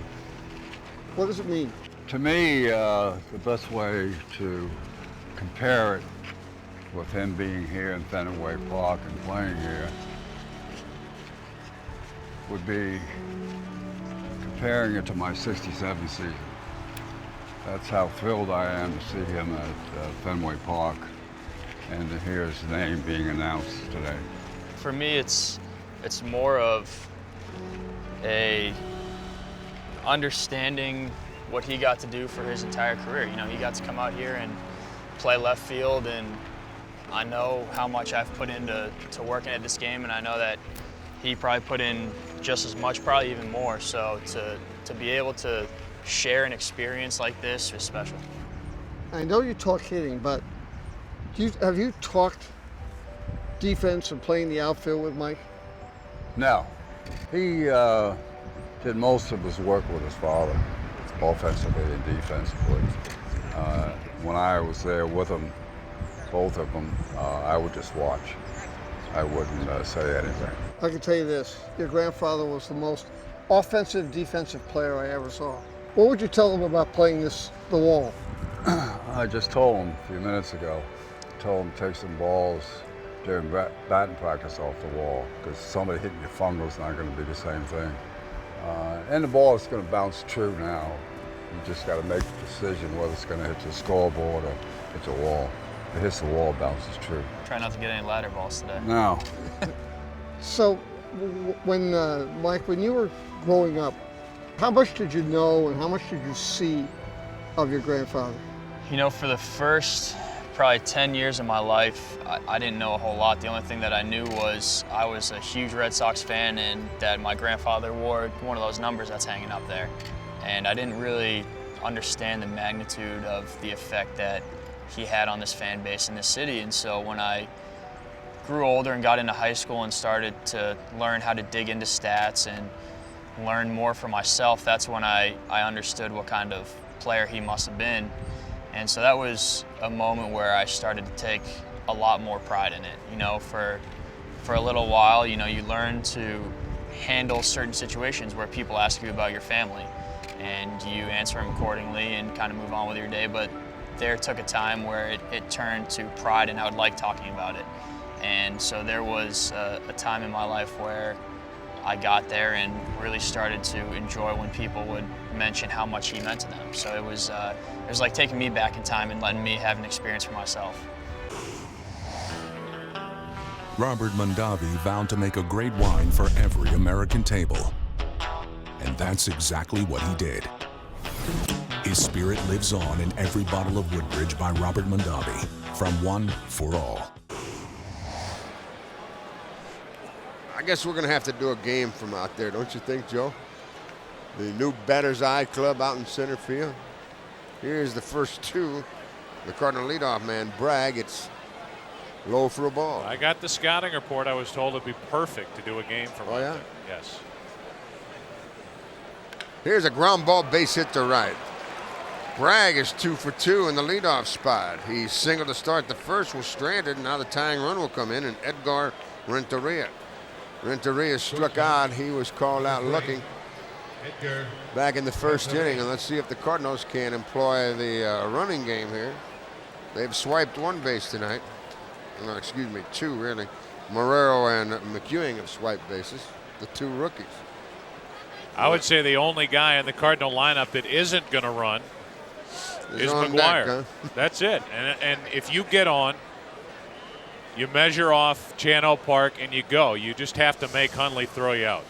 A lead and a throw over. Bragg's back safely. Bragg is looking for his first National League stolen base. He's held by Karros over there as the infielders look for the double play ball. The pitch is inside and low, ball 1. And I made mention of it back in the first. You can see Park altering his delivery, trying to get the ball to the plate quicker because of the lack of an arm behind the plate. And so it figures in on both ends. Hundley can't throw, and it bothers his pitcher as well. Cardinals have 3 hits now, the same as the Dodgers, but trailed 2-0 as Renteria, trying to go to right, fouls it deep down the right side, not a play. Cardinals have won 6, lost 2 on this trip. Joe will have a very complete scoreboard show for you when this ball game is completed. Everything is final in the American League. 5 finals in the National League. 2 other games out here on the West Coast underway as we play at Dodger Stadium, up and in, and it knocks Renteria out of the box. Arizona's at San Diego. Tony Gwynn has hit his 2nd home run of the year. It's a 3-run home run, and San Diego leads 3-0 after 3. Colorado and San Francisco are hooked up. Kyle and Ortiz. No score in the bottom of the 2nd. Mets beat the Cubs. The Phillies over the Expos. Cincinnati 7-5, a winner over Houston. Florida banged Atlanta 9-1. There goes the runner, swinging a foul. Milwaukee 9-1 over Pittsburgh. Cirillo another home run. Giles hit one for Pittsburgh in a losing cause.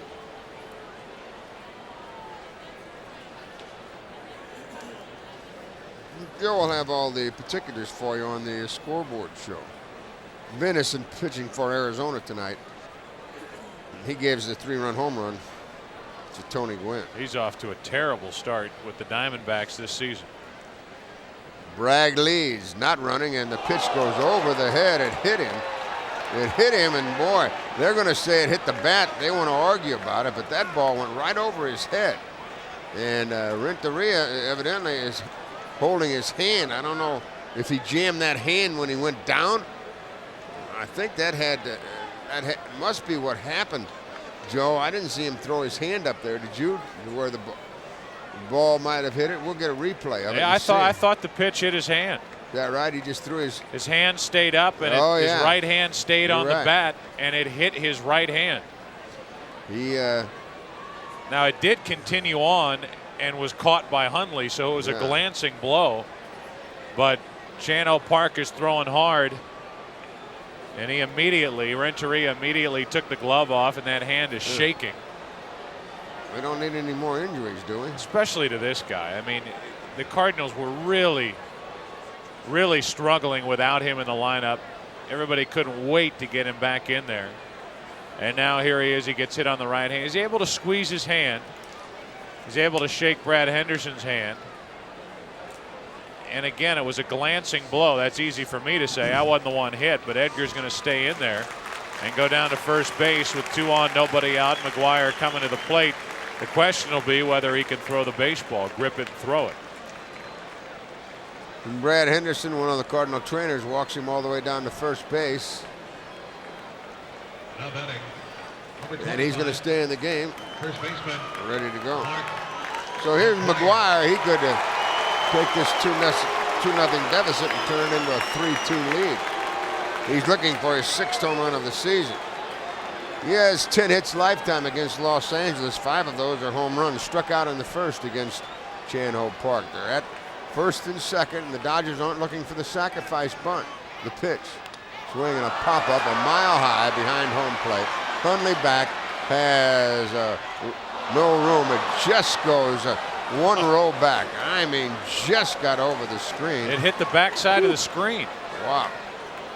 I thought that was going to be a OUT. That ball just kept coming back, and even with all of that room Joe and I talked about prior to the game, he ran out of room. I think anybody else hits it, and that's an out. Oh, yeah. With the kind of spin he Sure. puts on it, it just had enough. I mean, it was out of play by 3 inches. So Big Mac is back in there. He's ready. Holds that lumber of his right down on the knob. They're very deep in the outfield. The same on the infield. First and second, no one out. And the pitch to Big Mac. Swing and a half swings, a base hit to right. They're going to hold Bragg at third, and the bases are loaded. No out on Big Mac's first half swing base hit in a Cardinal uniform. His bat's so powerful that when Chan Ho Park hit it, the line drive squirted past the infielders. Yeah, you can still hear the crowd buzzing like they would after a home run. They're all talking to each other. Can you believe he did that? Can you believe we fought the traffic? It even rained and we drove. We drove in the rain to see this. And no. Yes. And he struck out and he's checked his swing for a hit. Daddy, pull over. It's raining. But the ball just flew through the infield and off to the left of the second baseman, Eric Young. He couldn't move before the ball got through the infield. McGuire didn't even swing at it. And of course, the Cardinal runner, Bragg, no attempt to score him. He was stopped at third. It's Mondesi who throws very well out there. He got it back in a hurry, and I'm surprised Mondesi was playing that far over into right field, to be quite honest with you. Now Parker set, he fires to Tatis. It's low, ball one. Usually, the right fielder against McGuire is way out into right center. In this case, Mondesi was straight away. And because he was, that robbed McGuire of an RBI and the Cardinals of a run. Bragg had to stop at third.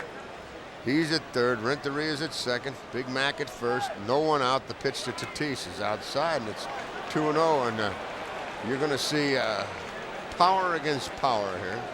A fastball to Tatis with the bases loaded, no one out, 2-0 the count. That would be my guess, and I think that's what Tatis is looking for. Let's see how they play it. Park is set. He kicks and delivers. Fastball, and it's a grand slam. Woo! We see who powered that one. A grand slam home run, and the Cardinals lead it 4-2. That went over the bullpen. That went over the back wall of the bullpen. No, I don't think it went that far, did it, Joe? It disappeared behind the wall. Woo, there wasn't any doubt about that. Did you hear how quiet this place got? Oh yeah, they just. Wow. That was McGuire distance right there. That was smoked. Woo. I mean, it went a long way for Tatis' fifth home run of the year. A grand slam. Now it went into the back of the bullpen. I was wrong, but it did not get over the back wall of the bullpen, but it still went. Polanco's at second, McEwing at first. They lead as they're in at the corners, first and third, expecting the bunt. And Jimenez squares, and he bunts. It's foul. And he didn't look too pert, to say the least. He squared early. He didn't go all the way around. And then when the pitch came, he kind of popped at it, kind of jabbed at it like he was trying to punch it over to the right side. What do they teach you? To catch the ball with a bat. That's exactly right, Joe. Just like you have a glove, you catch it. He does this time, and it's to Park. He's going to go to third. Wild throw. The bases are loaded. That was a poor decision to throw the ball to third. Poor. It would have taken a perfect peg over to there to get him. And so it'll be a sacrifice and a fielder's choice. And the bases are loaded again, this time with one out. They were loaded in this inning, no one out. And now Darren Bragg could put himself into the record books here. Cardinals are going to bring out a jacket on a cold night here in LA for Jimenez. Jose has to run the bases. And action starts for the Dodgers out in their bullpen as a left-hander gets loose. Bases loaded for Darren Bragg, who's already 2 for 2, and he's had some good swings against Park.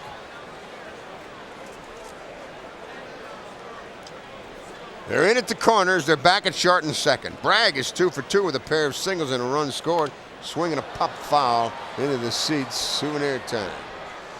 Well, they'd come to see Big McGuire. And they're seeing the rest of the Cardinal utility. or snow. 4 hits in this inning, 5 runs in, bases loaded, 1 out. Bragg started all of this with a single. He takes it upstairs, even 1-1. Polanco's at third, McEwing down at second, and the Cardinal pitcher Jimenez on at first.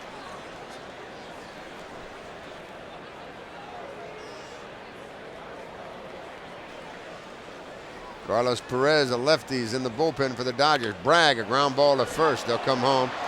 Out at home, or did he pull him off the bag? He pulled him off the bag, and he's safe. Everybody's safe. That'll be an error. We'll have to wait and see who they charge the error to. Hundley trying to stretch out like a first baseman.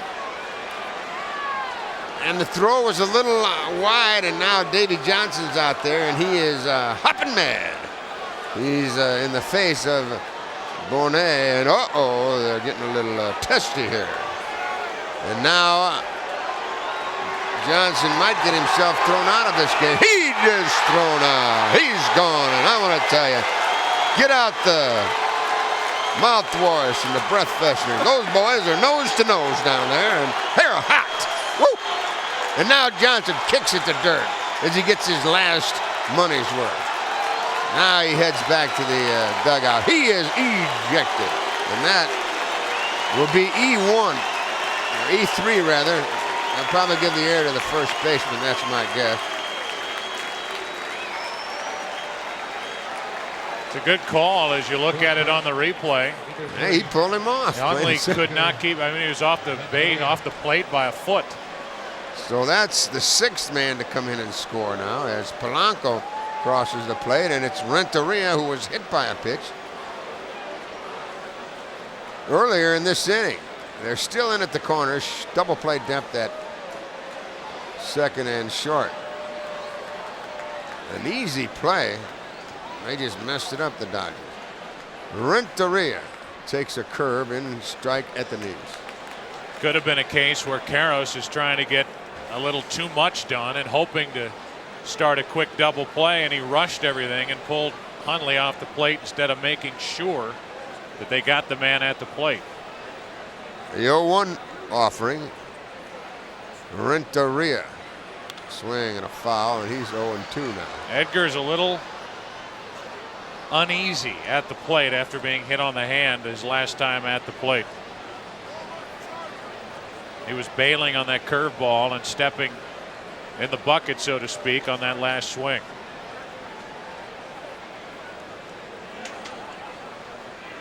Now they move back at the corners. Bases still loaded, 1 out, 0-2 pitch. Chan Ho Park 2. Edgar Renteria headed home now. A little low and outside. Edgar wouldn't go for it. Well, who's on deck? Big Mac. And I don't think he's batted this year with the bases loaded, has he? Well, let's see if he can unload them in a hurry. Although Edgar might have those designs himself. The pitch. Just a little outside, and it's 2-2 now. Valerian Bella Cooper here from Granite City. Big hello to the folks back home.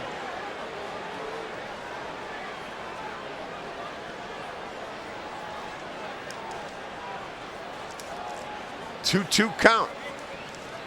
Renteria waits. He swings, and there's a base hit to right field. That's going to score one more, and the bases are still loaded for Big Mac. It is now 7-2 as the Redbirds are having a 7-run third, a chance to make it 10 or even 11 as Big Mac walks in. Renteria just slapped it into right. And they'll go wild if McGuire hits one there. He is number 12 to bat for the Cardinals here in the third. By the way, anybody else running, that was a 2-run single by Renteria, but not with Mondesi in right and not with Jimenez tiptoeing around the bases. They're very deep for Mac. Marquez at Struck out, he's singled, excuse me, base hit to right. A slider is low and outside for a ball. And I'm not too sure if Cano Park has any more confidence in that fastball. He's already seen 2 of them leave the park. And now the 1-0 to McGuire. Here it comes. Swing and a foul to third. Count even now, 1-1.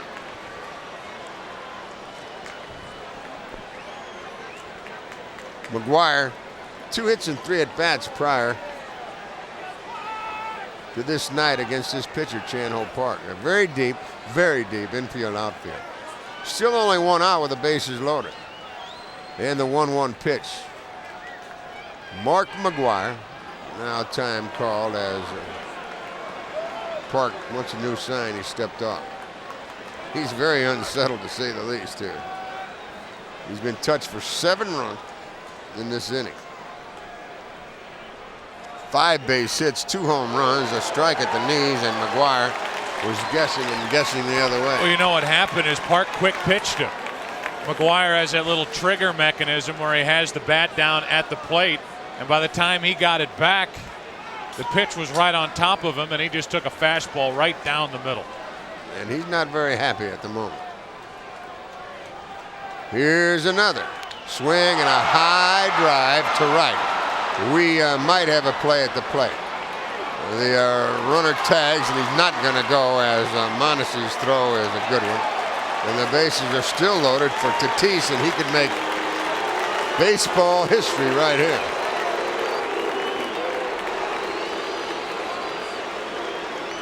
You ever seen a man hit 2 grand slams in 1 game, in 1 inning? I can't say that I have. Have you? No. Come on, Fernando, do it so we can have everybody scrambling and going through the record books out here. Bases loaded, 2 down. Cardinals leading 7-2. They've scored all 7 runs in this inning. The pitch to Fernando. It's a breaking pitch, a strike at the knees. Tatis now tied for the home run lead on the team with McGuire with 5. He leads the club in RBIs with 15, and he could make it 8 RBIs here in this 1 inning. The pitch to him. Outside and low. Boy, he's seeing the ball well. Every time that ball goes low and away, he stops. And the pitch is about 3/4 of the way. Chan-Ho Park. I wonder how many pitches he's thrown in this inning, Joe. 50? It's been forever. Whew. Here's the 1-1. Fernando Tatis looks at it low. Ball 2. How good does that trade look with Texas last year? That trade looks better every day. Every day that trade looks, it looked good at the time. On deck, it's Drew. He'd love to have a shot here. 2-1 delivery. Tatis takes it outside and low again, and it's ball 3. I'd take a walk here. Yeah, and if you get a walk here, you're going to watch Chan-Ho Park walk out of this game with the lefty Perez ready and Drew, the left-handed swinging outfielder, on deck. This is his last man for this inning anyway. 3-1 pitch. Fernando Tatis with the bases loaded. Strike outside corner. Good pitch. He took a little off. And now the Cardinal runners are off to the races. Renteria will leave from first. Bragg off of second. Jimenez, the runner, at third.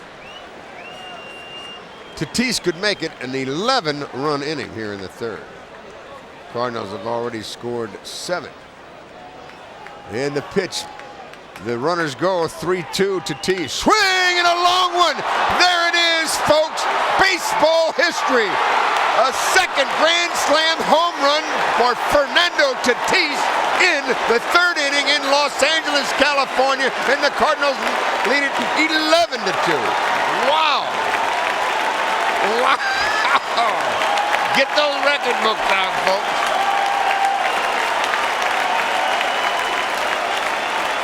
The date, April the 23rd, 1999, and we've just seen Fernando Tatis hit 2 Grand Slam home runs off of Chan-Ho Park in the 3rd inning, a hanging slider, and the fans here at Dodger Stadium are giving him a standing ovation. Wow. That's what the scoreboard here at Dodger Stadium just said. Wow. Is that right? Here in LA, the scoreboard just said wow.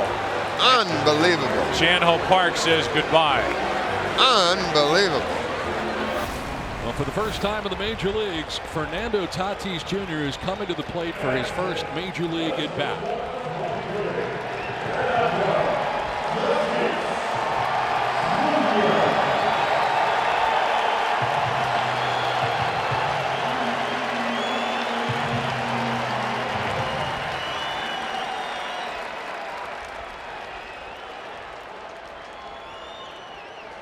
I think you would agree most did not plan on seeing him here opening day to begin this year. Did not participate at the AAA level, jumps from AA to the major leagues. I think most anticipated he would begin the year in El Paso. Had a great spring. Here he is.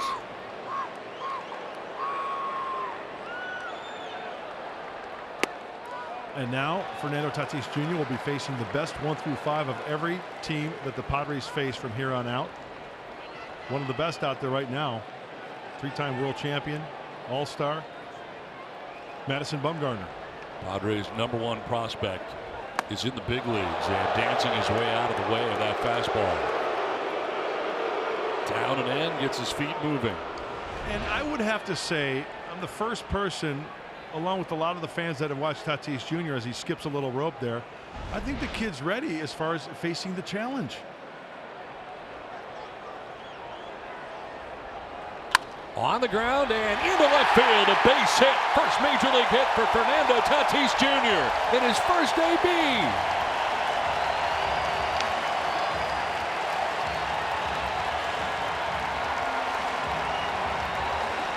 They'll get the baseball for that young man. There it is.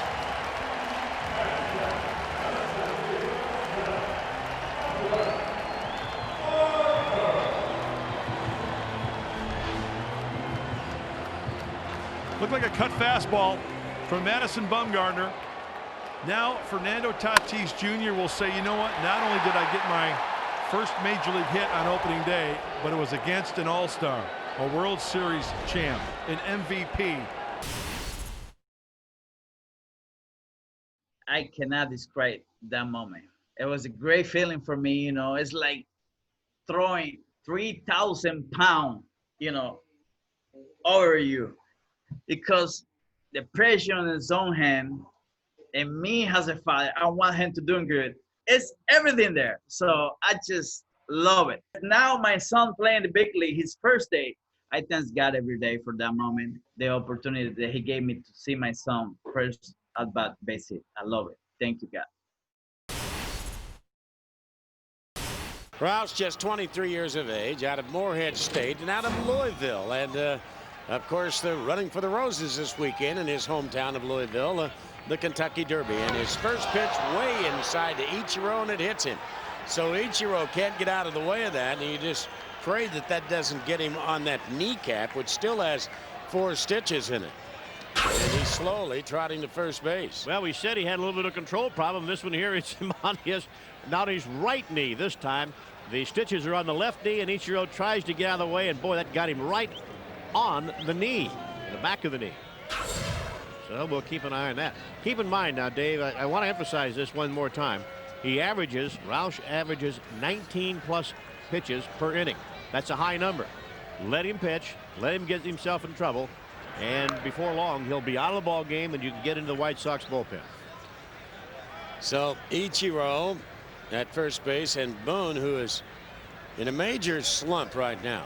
Boone only 1 hit in his last 18 at bats, and moving him all over the lineup, moving him up to number 2 tonight. And Boone sends a high fly ball to deep right field. Ordonez to the track, the wall, fly away. So 2 pitches, and the Mariners are on the board 2-0. And for the Mariners, that's their first home run in their last 6 games and only their 2nd home run in their last 8 games. And for Brett Boone, number 5. One pitch, a hit batsman. The next pitch, Boone hits it out into the Mariner bullpen. What a start. Didn't think he hit it hard enough, but obviously he got it out of the ballpark. A high fastball. Boone chasing that pitch up one more time, but got enough of it. And Ordonez, all he could do is kind of leap up against the fence. Had no chance.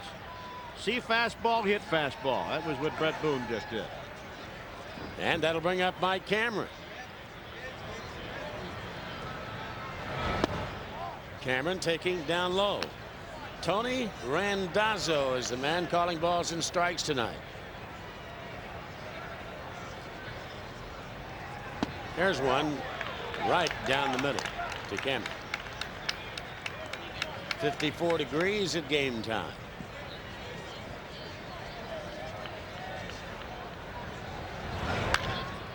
That's going to be out of play.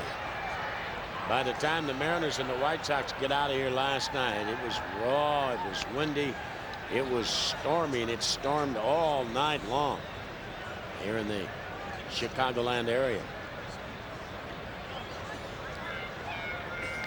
Roger Bossert and his grounds crew did a marvelous job of keeping the field playable last night. The longest rain delay was at the beginning of the game. Over an hour, and that pitch is hit to deep center field, and Lofton goes back to the track, to the wall, makes a leap, and that ball will fly away.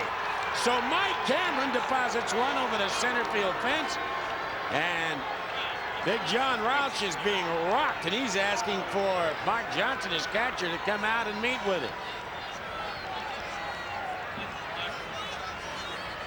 Home run, dead center field. Number 6 for Mike Cameron. Boy, what a difference a day makes. Tried to come inside on Cameron and got it right in the middle of the plate. Boy, there's a huge difference on that plate if you make a mistake by as much as 6 or 7 inches. Great leap by Lofton, almost caught it. But Mike Cameron unloading on his former team. John Olerud takes outside, ball 1. 1 ball and no strikes. 1-1.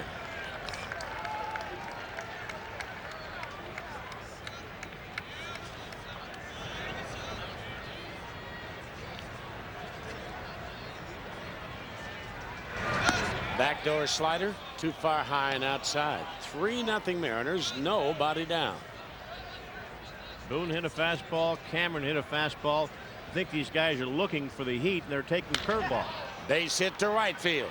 So that's going to get by the right fielder Ordonez, and John Olerud is on his way to second base with the double. And Roush is getting hammered here in the first inning with nobody down. And with that, that'll bring out Nardi Contreras, the pitching coach for the White Sox. Not a good start for John Roush. Right now, a dazed John Roush as he studies what he accomplished here this evening, as the Mariners come up with 6 runs already here in the inning.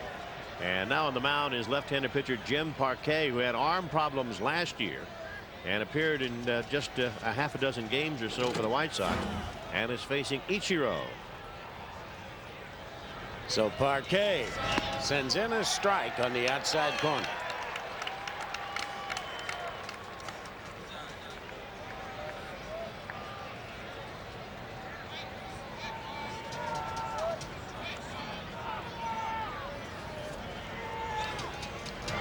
Ichiro goes the other way and almost picks off McLemore down there at third base.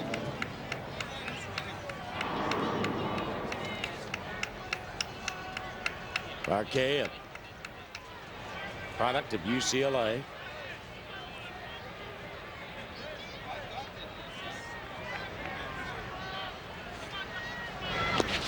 Way outside and low.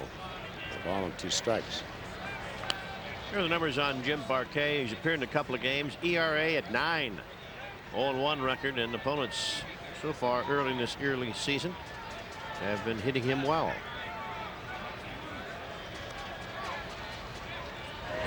And a ground ball to the shortstop. There's one, and that is all they will get.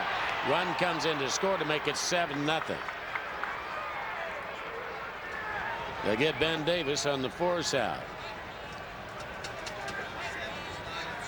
Ichiro's 12th RBI. And Brett Boone, who hit the second pitch of the ball game from Rouch into the White Sox bullpen. His second trip to the plate here in the first.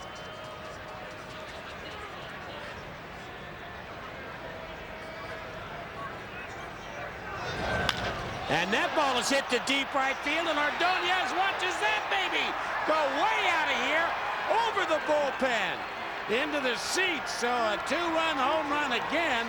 4 RBIs for Brett Boone, and he is out of it in a big, big way with 2-run home runs here in the first inning. Both of them the other way to right field. And the Mariners have 9.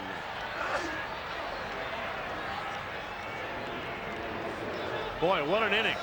And this is exactly what the Mariners needed, is to have a very good offensive output and have an easy game. Although this game's not over.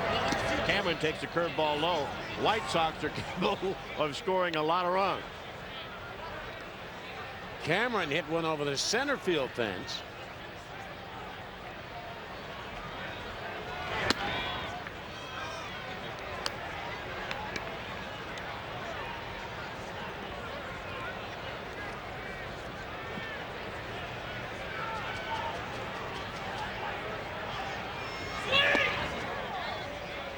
On the inside corner, Mark McGuire was the last member of the American League to hit 2 home runs in an inning. That was at the Kingdom in '96.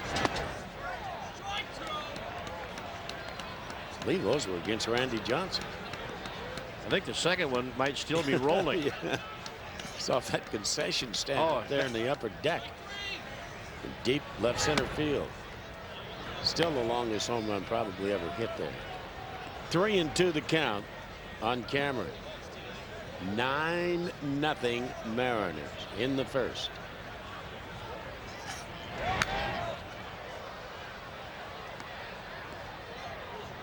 James Baldwin.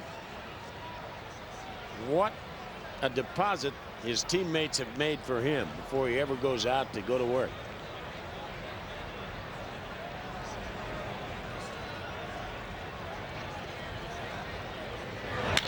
And Cameron hits a fly ball to deep center field, and Lofton goes back to the track, the wall, and that's gone. So the Mariners get 2 home runs each in the first inning from Boone and from Mike Cameron. And we'll have to really head to the record book to see the last time that has happened in 1 inning. 2 members of one team hitting 2 home runs in an inning, and the Mariners have 10. Wow. MLB at Home is presented by Woodbridge by Robert Mondavi. Born from a legend, enjoyed by all. Please enjoy our wines responsibly. Woodbridge Winery, Acampo, California. Down a run, the Reds come to bat in the bottom of the first inning. Todd Walker against ex-Red Brett Tomko, who faced the Reds in his first career start against his first big league ball club last weekend in San Diego. He has a 1-0 lead as he delivers a first pitch fastball that misses up high, ball 1 to the .285 batting Walker. Todd 5 for 14 last week against Padre pitching with a homer and 5 runs batted in.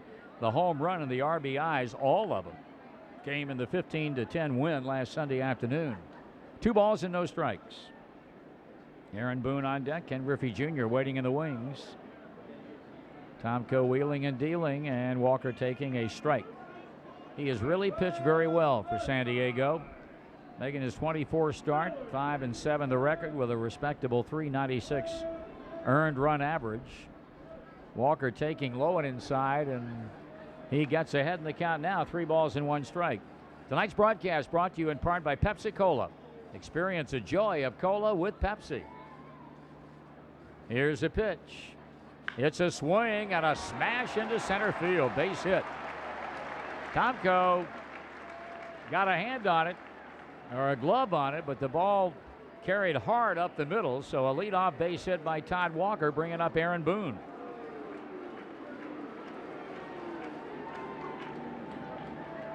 $18 homers, 59 RBIs, 24 stolen bases. The batting average might not be what he'd like it to be, but all the rest of the numbers by season's end are going to be extremely good. And his play at third base lately has been out of sight. He waits, and he swings and hits a drive back into deep left center field. Reds 2, San Diego 1. Boy, did he hit a bomb. I mean, he got his money's worth on Tomko's first pitch. It hit that big black curtain shielding the new ballpark from the old. Number 19 for Aaron Boone. The Reds 2, the Padres 1. Fireworks courtesy of the folks at Kroger.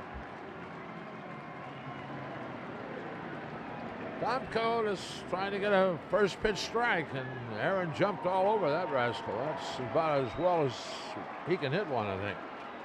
Here's Ken Griffey Jr. now.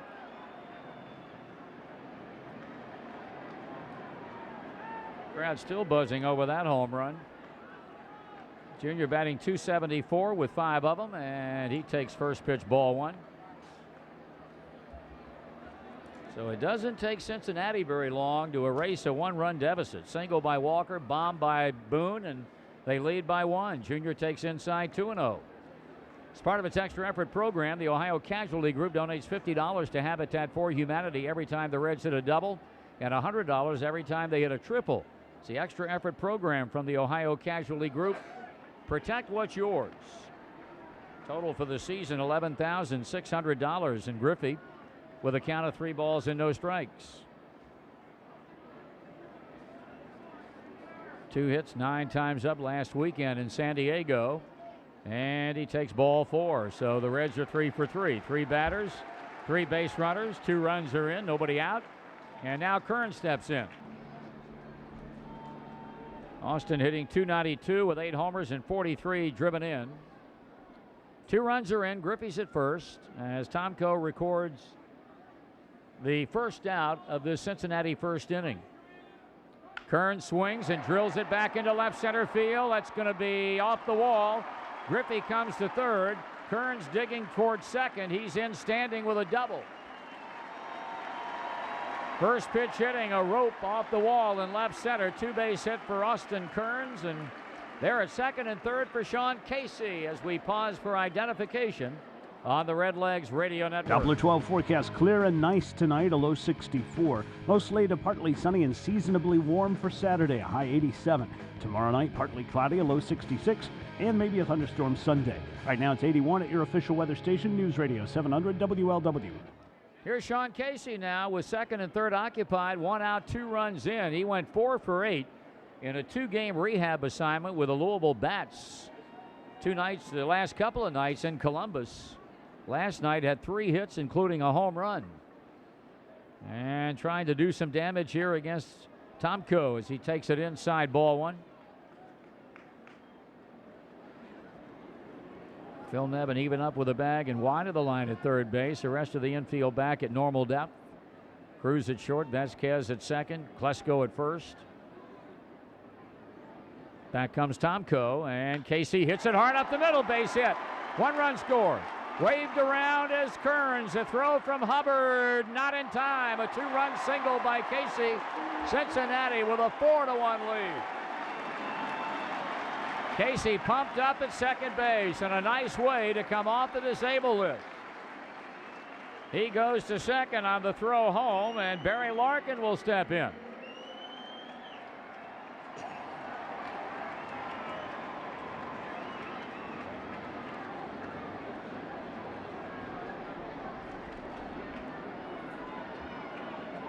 So the Reds enjoying a big start tonight.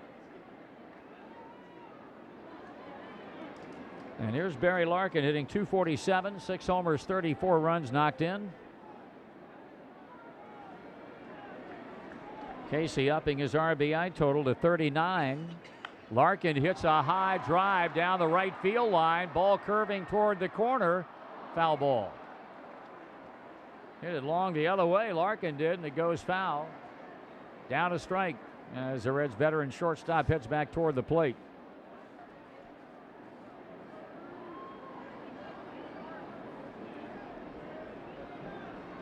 way the schedule shapes up over the weekend, the Reds have the Padres here.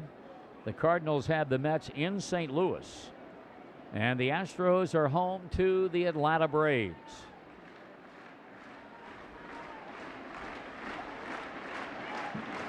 One strike and nothing on Larkin. Here's a pitch. Swung on, ground ball up the middle, base hit. Here comes Casey. He'll score. Reds lead 5-1.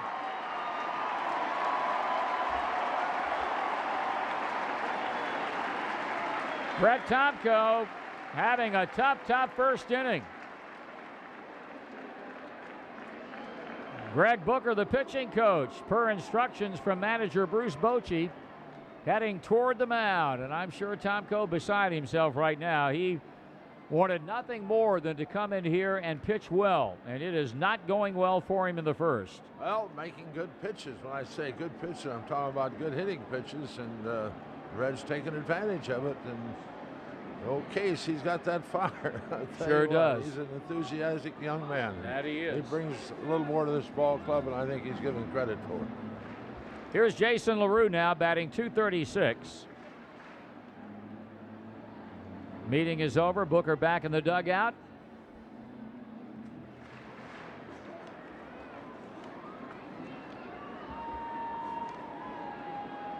The only batter retired in the inning was Adam Dunn on a pop-up off a 3-2 pitch. LaRue takes inside, ball one. If you're wondering, nothing going on as yet in the San Diego bullpen. Larkin leading, and the pitch, and a high fly ball hit back into deep left field. It may go, it does.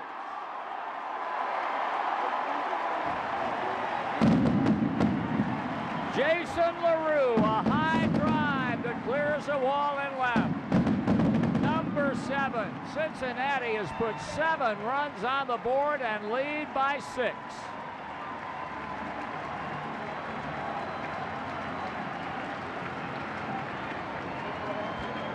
Two down in the inning, and here's Aaron Boone, who hit an earlier 2-run home run in the inning. Reds have scored 7 times on 6 hits and a couple of walks.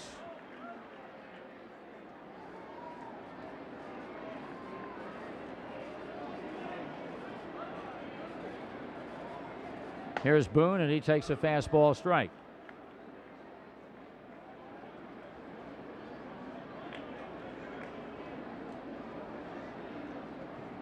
The 0-1 on the way. Swung on, fly ball, left field, second home run for Aaron Boone in the first inning.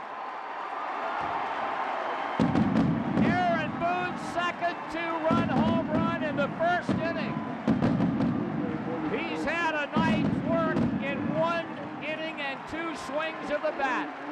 Cincinnati leads at 9-1, and Boone has just hit his 20th of the season and his second 2-run home run of the first inning. Wow.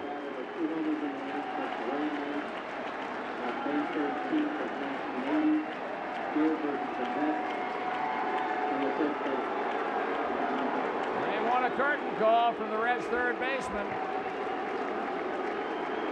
Now here's Aaron Boone, and all Aaron has done is driven in 4 runs with 2 home runs, and this time he breaks his bat as he fouls it into the seats over the Reds dugout. Well, Tomko has retired 8 straight batters since the Boone home run, the second home run in the first inning. Out of an order in the second, again in the third, and has retired the first batter here in the 4th inning.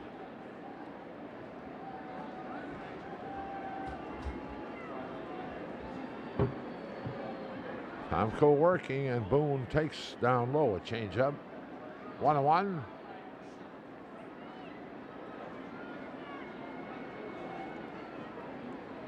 That 1-1 delivery, and it's strike 2 call. That a breaking ball at the knees in the outside corner, and a 1-2 count.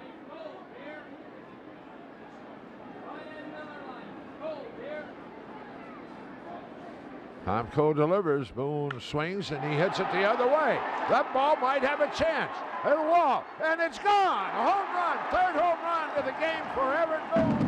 And the Reds lead it 10-5. Oh, Aaron goes the straightaway left twice and the opposite field once, and Aaron has hit 3 second red this year to do so, and the other, of course, was Russell Branyan in San Diego.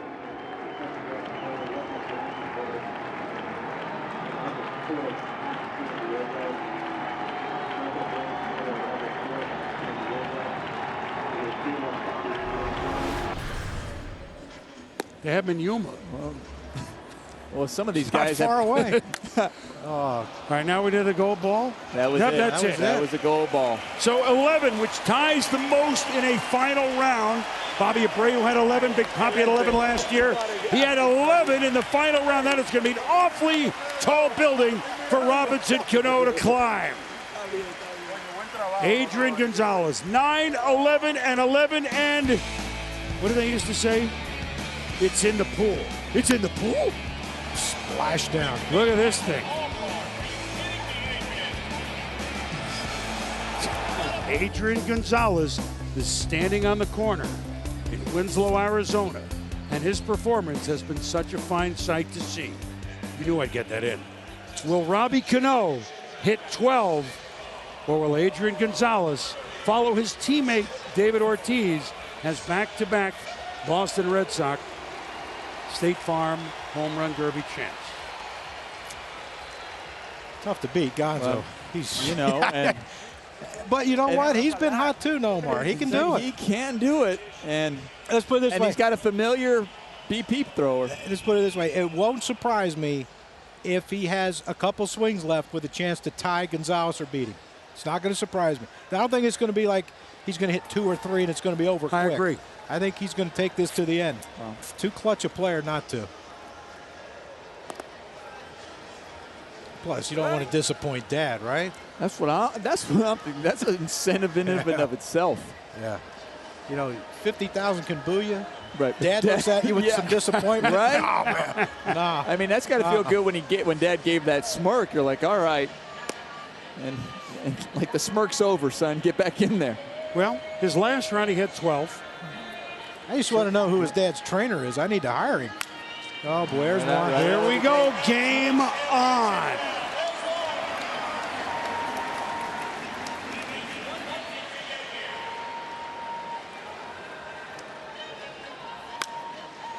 Game high. Wow. Center field.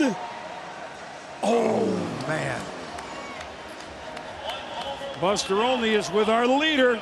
Adrian Gonzalez, you put 11 on the board. Robinson Cano now at the plate. How you feeling about your chances? I feel good about it. You know, Robbie's a great hitter, and he's capable. He hit 12 the round before, so he can definitely win this. So, you know, just wait and see. What was your strategy today? You know, I came in with a mentality to tap, and, you know, so I can stay on my backside a little more. And as you know, I got a lot of different stances and swings, so didn't feel good with that MVP. So I just went to a normal leg kick, just how I normally hit. Tell me the story of how Manny Acta came to be the guy to throw to you in this home run derby. Yeah, right before I was searching, I didn't know who was going to throw to me, and got to about 440, and they said you got to be ready at 5:10, and I started asking every coach available, and Manny turned around, he was eating fruit and looking at a magazine and said, I'll do it. I was like, all right, let's go. So he did a great job. Adrian, thanks. Chris, back to you. Now how about that? Huh? Eating food, I'll do it. He was eating Kruk's food, and wow, that was on our line. That was over the top of the pool. Santa almost got it. That's Christmas on July 11th.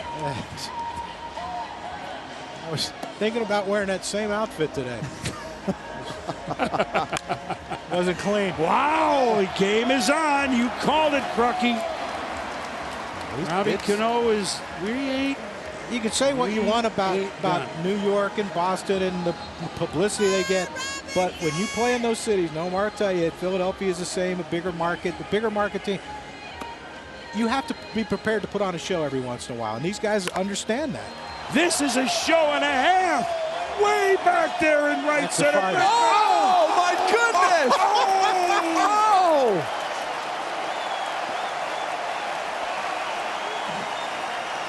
Wow, that woke this crowd up. I don't think they can measure that. I don't think they can measure that. That was. No, that one. Oh my! They didn't expect that one to go there.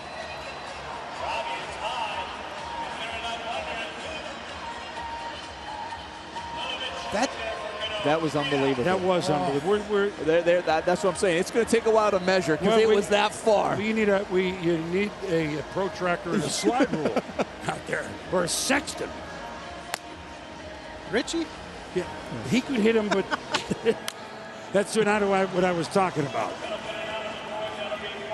Yep, but it's tough when you know. I mean, now look, he's got 6 outs to get 6 homers. Joe Torre. What a great ovation he got on Old Timers Day. Was welcome back home, Joe, at Yankee Stadium. And then he was on hand to watch Derek Jeter. And, you know, we're remiss in not congratulating Derek Jeter for getting, can you ever get to 3,000 hits and more style?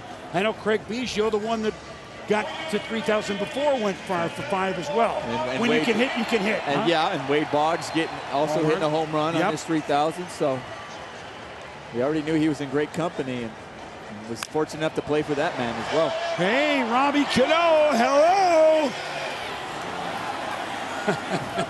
This is fun. This is exciting and fun. The American League won. You think? Yeah. Oh my goodness. Oh man, this is goodness. So far. God.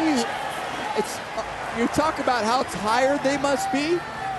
How do you have that much strength to still hit it that far? He's young. He has the farthest one. You don't want to disappoint yet, but I'm sure it's the farthest. Oh, goes down and gets this that. Is on its way to Flagstaff. How about the leg strength it takes to get down and hit that ball, Nomar? Just the leg strength to get down and hit that ball. Oh, my goodness. How about he's 4 away from beating a guy that put up 11 in the finals? Which is tied for the most. Yeah. So he has to break the record for the most in the finals to win this. And he's got 6 more outs. Yes. 6 more outs. He's on a good pace.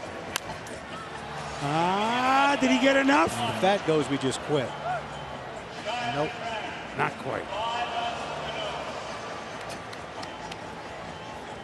5 outs left, needs 4.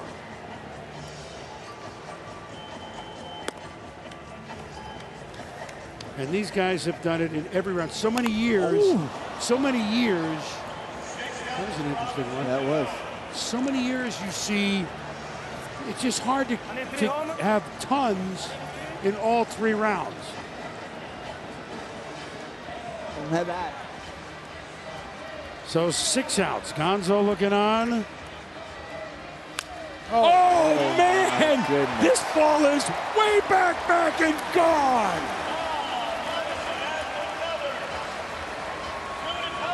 2 to tie, 3 to win. Dad on the mound, who's cracked 1 smile so far. Just 1. Well, I wonder if he smiles if he ties him, or is he only going to smile if he wins this? I think only on a win. I'll tell you what, if that was my son, I'd be very proud of him right now. Wow. I like that music. I don't like that music. Doesn't like the music. He's going to have to sing. Yeah. Oh, he liked it. All right. Way back. Gone. See? Look at that. 2 more. Dad gave him the 2 sign. Joe knows. Hey, you want to look at all the Yankee players revving up the crowd, trying to get him into this thing. How can you not? This is a show. This is an absolute show. 2 great players going at it, needing to break the record to win it, and he's right there. 1 to tie, 2 to win it.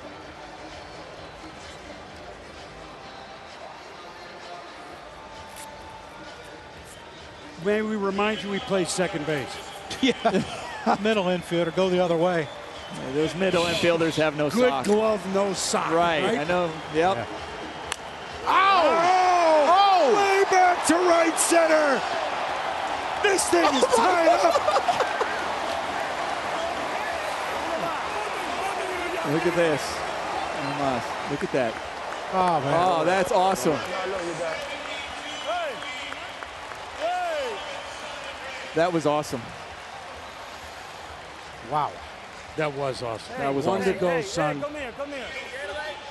Dad pitching to his son in his grandmother's backyard in the Dominican Republic, and now it's this. And now we're witnessing probably exactly how it looked in that backyard. Look at this. Look at one more. Wow. Look at it. He's not smiling yet. You need one more.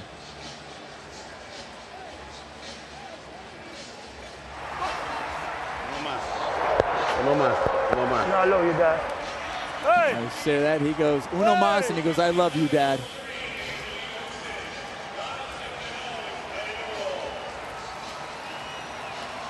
Four outs to hit one homer and be the champ. And still patient after all this time. There you go. There it is. There's the winner. Look at that. Back. Gone. We have a Show champ. Dad. Show Dad. Yankees 12, Red Sox 11. Oh.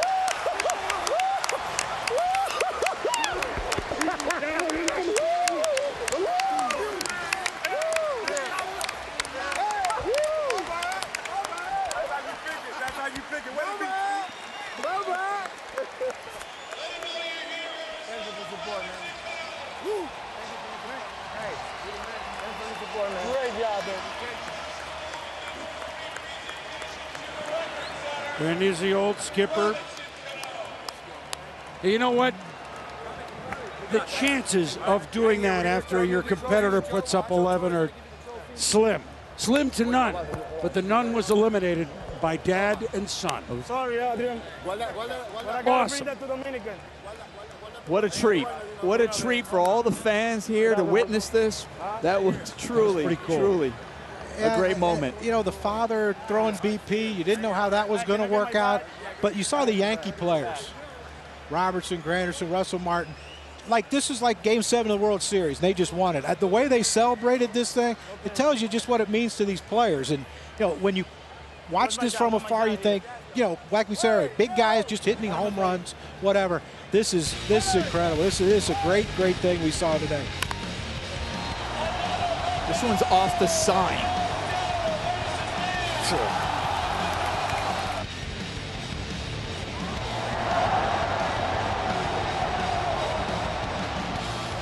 Gosh, after off the sign, this is how you win it.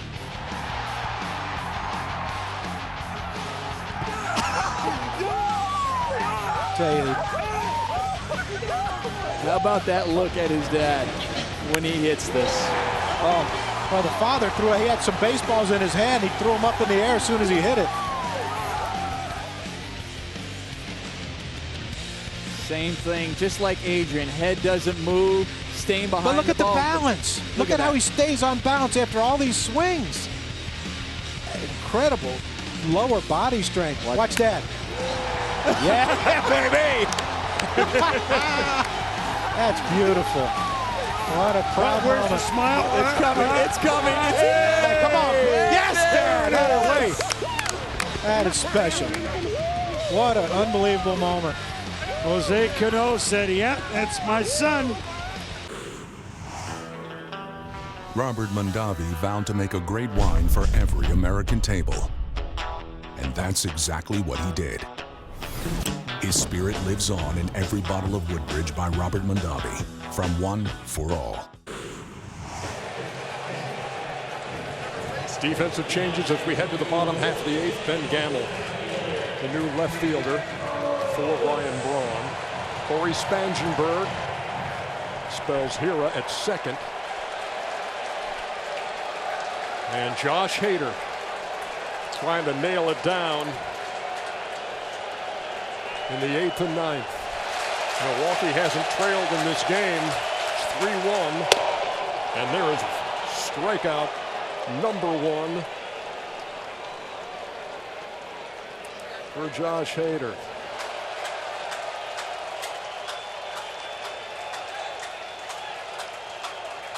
Hader to Taylor with a 3-2.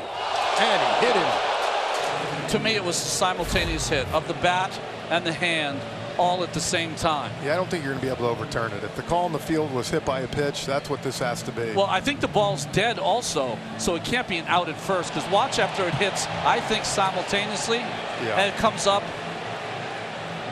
and it hits him in the shoulder. So there's no play. So that's a foul That's ball. a dead ball. Yeah, exactly. Okay? So we know that. It's a dead ball. They're trying to decide now whether it hit the bat or whether it hit the hand. Matt Lipp is our director and Jeff Randolph our producer. Yeah. I'd love to see that same angle one more time and look at and watch his arm. Now from the, that's one angle, but the other one from the side, from the first base side, look at his arm and see if, he's trying to see if you could see his skin move when the ball hit his arm there at the same time that it was hitting the knob of the bat. And you know what's interesting? If it had been called the other way, they might have had to. It'd be a foul ball. Exactly.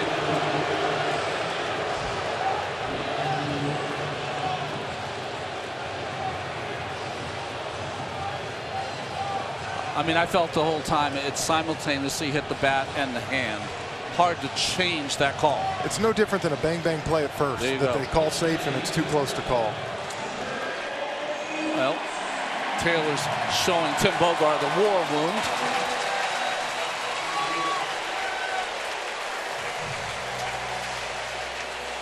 Top of the order now, and Trey Turner. Runner at first, 1 out, 2-run game. Turner, who's already homered, is the tying run. We're in the bottom half of the 8th.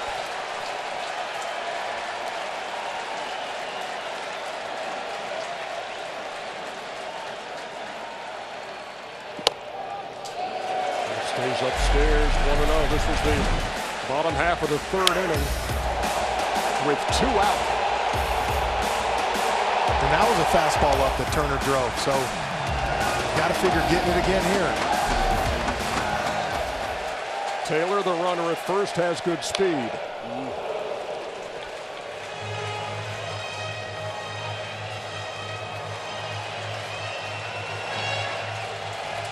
The home run that Turner hit was a high fastball in the strike zone.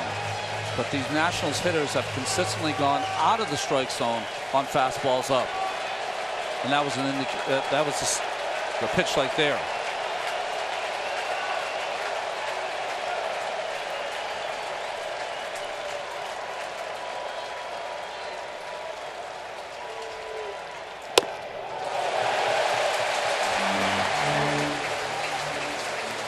Two balls and 1 strike.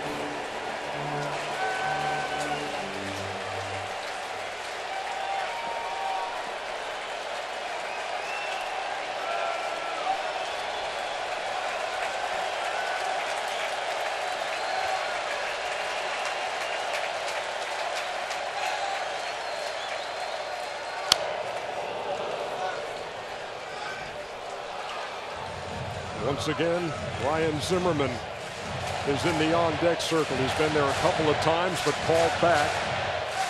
And that's why he's out there now. Guys on base, he's got a chance to tie this game up. If Turner gets on, to put him up.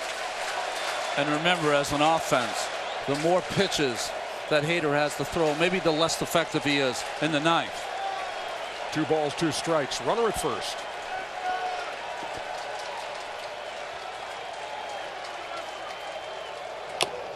And he got him. Second strikeout of the inning for Hader.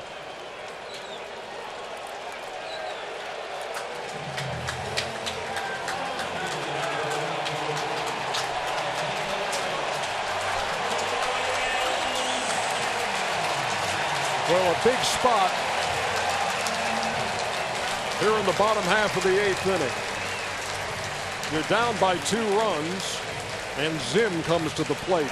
Ryan Zimmerman, longest tenured member of this team. Leads the Nationals franchise in just about every single category.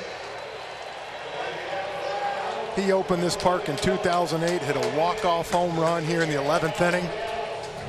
He has been the rock for this team, and here he has a chance in this moment right here to do something big.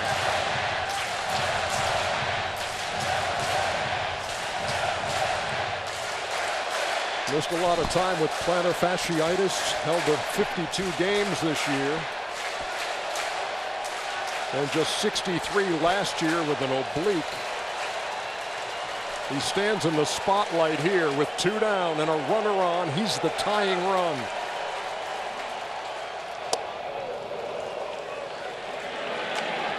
Their first ever draft pick back in 2005. Number 4 overall out of the University of Virginia.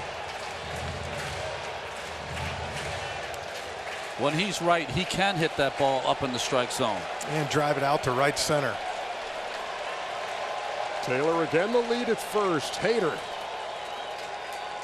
to the plate.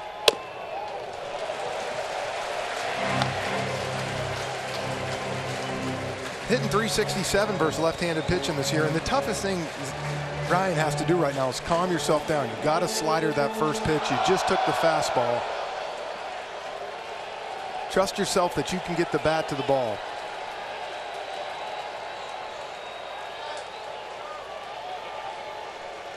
Boy, all those Brewers on the top step. With 2 outs in the 8th, they can see the finish line in the distance, but long way to go. 2-1. The slider really hasn't been a weapon for Hader here in the 8th. No, and that's the respect. He knows Zimmerman can square up a fastball out over the plate. 2-1 now. To me, Zim's got to be ready to go right here. Looking something top of the zone. Get your hands on top. You got Rendon on deck. He doesn't want to get to him.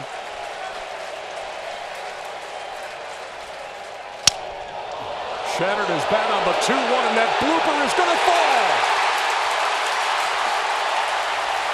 Runners will be at first and third.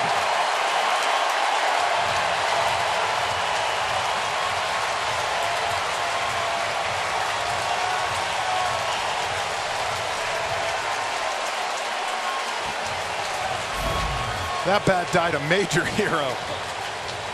Look, he was ready. He just got a ball in at 97. But you know what? He was able to get enough of it. Great base running by Taylor. First and third for your MVP coming up. What more could you want?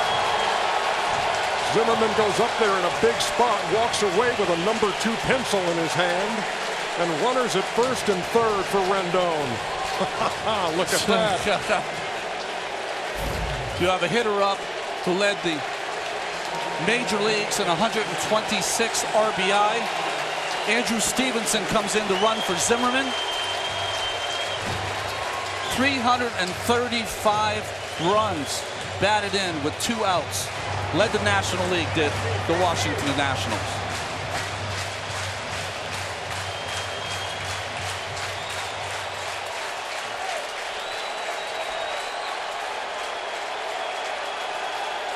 Nats down 2. Have 2 on for Anthony Rendon. And Hader misses 1-0. The Brewers' best reliever against the Nationals' best player.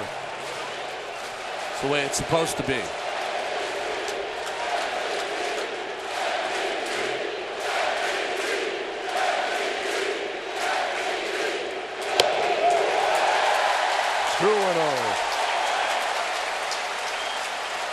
I think Rendon has one of the quickest bats in baseball, and his hot zone is down and in. Hits over 400 down and in. And the thing for him is he's so disciplined up there. He's not chasing that pitch up. He's going to have to throw him a strike, or he might load him up for Soto.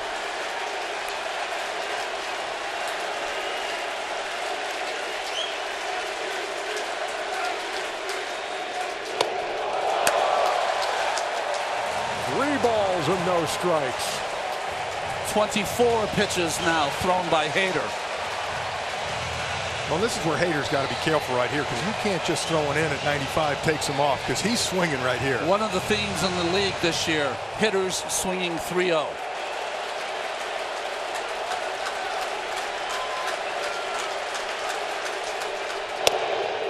He takes 3-1. Rendon, just a great guy to watch at the plate. Very few moving parts involved in that swing. Under control. And this is his pitch at 3-1. In the air, but out of play. You know, a pitcher's fastball is electric. When you have the count, you know what pitch is coming, and you're still late on it.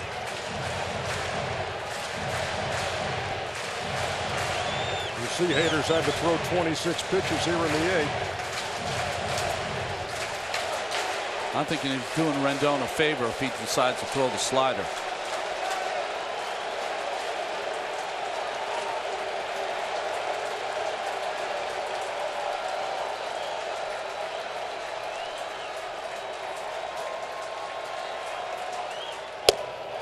Elevated that fastball. Rendon wasn't going to bite, and they're loaded.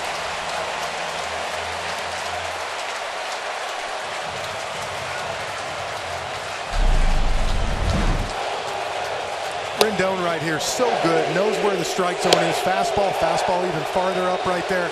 This one almost hits him in. 3-0, makes him throw a strike right here. This was the pitch he wanted, 3-1 the fastball, but so tough, fouled off. And then Rendon so disciplined right here, able to just spit on that, take your walk, and set it up for your young superstar. Keep the line moving. Juan Soto is 0 for 3 with a couple of strikeouts. The bases are loaded full of Nats.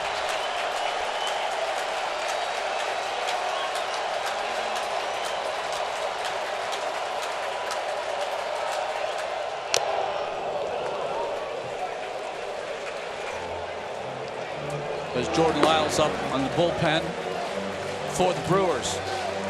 Pitch count getting up for Hader. 110 RBI for Soto this year. 42 of them came with 2 outs.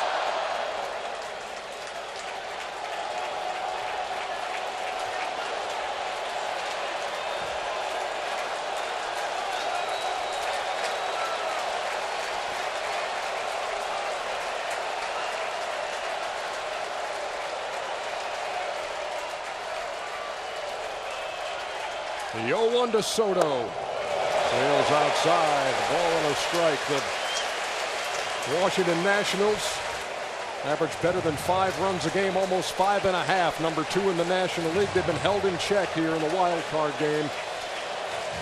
But here in the bottom of the 8th, their best opportunity to turn this game around.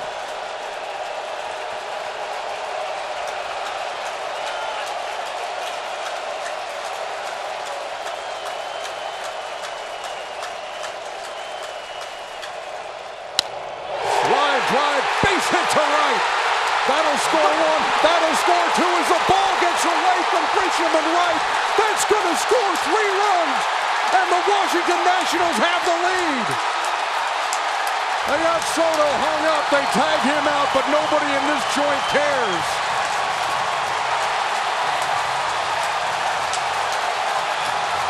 Incredible.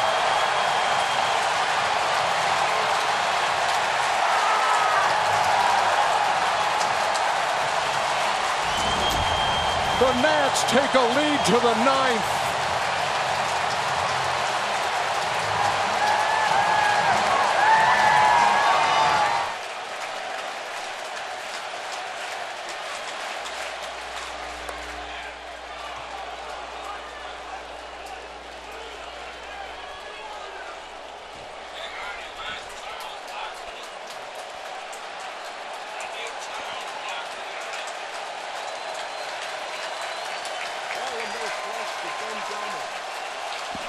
Ball and no strikes to Ben Gamble.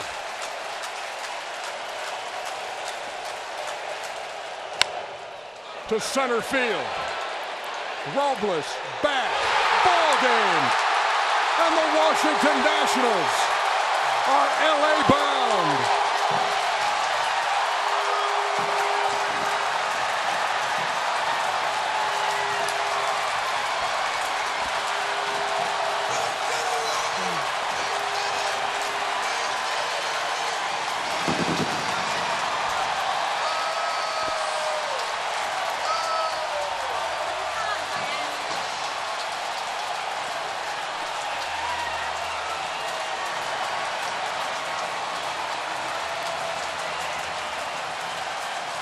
About 20 minutes ago, the Washington Nationals were down 3-1 with 2 outs in the 8th. And now they've won the wild card game over the Milwaukee Brewers. Dave Jagler is on the field as well. A whole lot going on down there right now. Get a base hit to the middle. That's what I'm thinking. Just get a base hit to the middle and try to hit the tie of the game. Who just tackled you to the ground? Who's with you? That's my dad, my brother, and my mom. What did they say to you? We just prayed before the game, and we told them we just need his help. We know God help, and right now get the opportunity and just get done. Gregory Polanco, the first batter. 0 for 6 career against Max with 4 strikeouts, including 2 today. He has retired 51 of his last 53 hitters over the 2 amazing outings in Milwaukee and right here.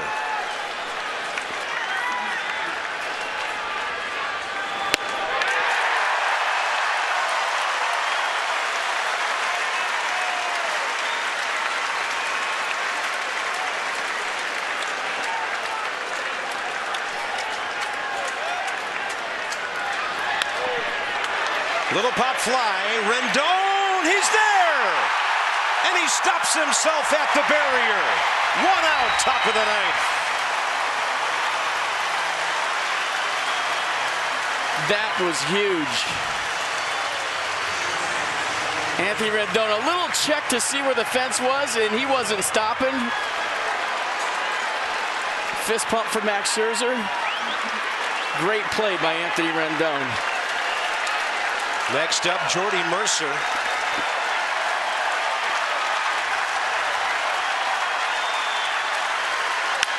He gets jammed. Fly ball, center field. Denard Span, 2 outs.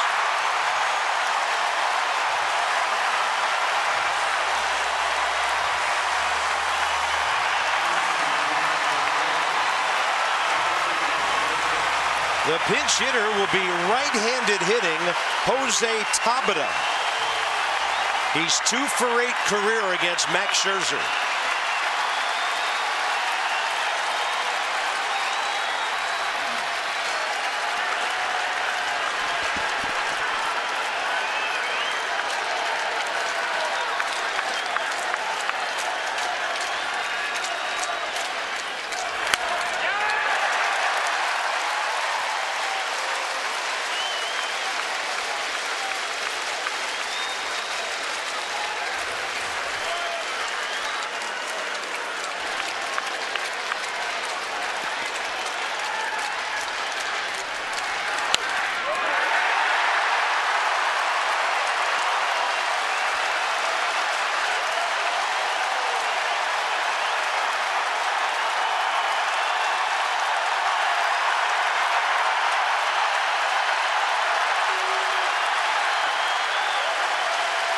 Oh-2 pitch.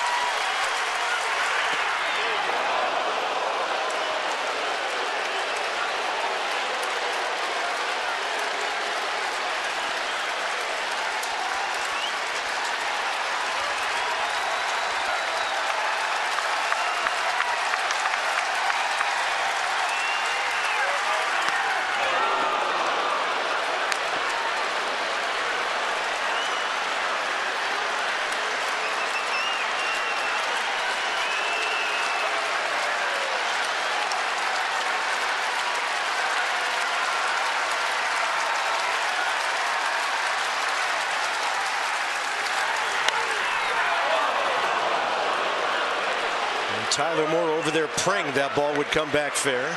Count stays at 2-2.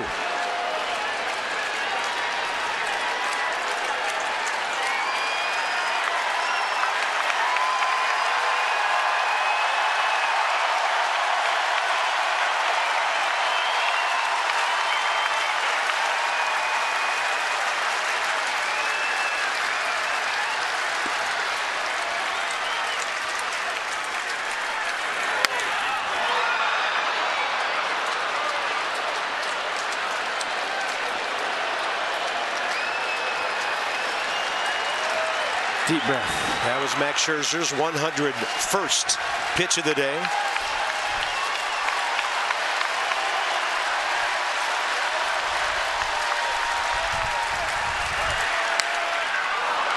What a battle by Jose Tabata here.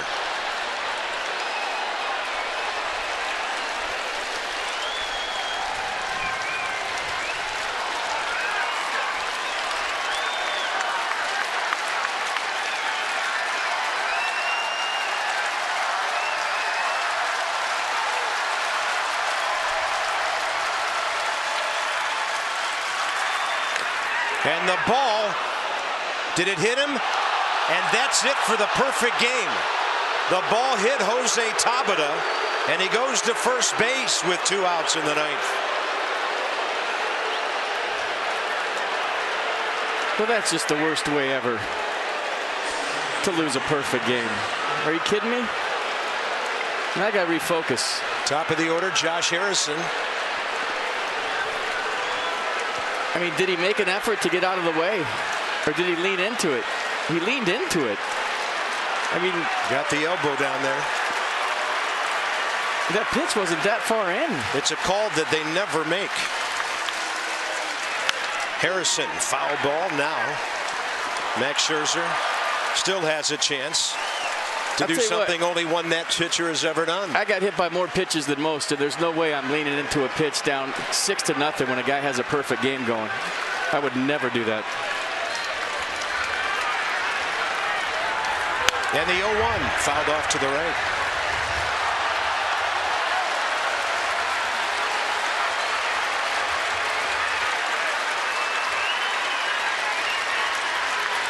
I mean, he might as well have bunted.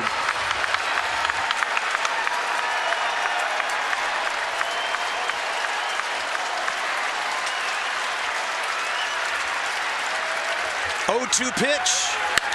And a ball hit deep to left. Taylor going back, and Max Scherzer has a no-hitter. Sunday in Milwaukee, he was amazing, and today in D.C., he was almost perfect.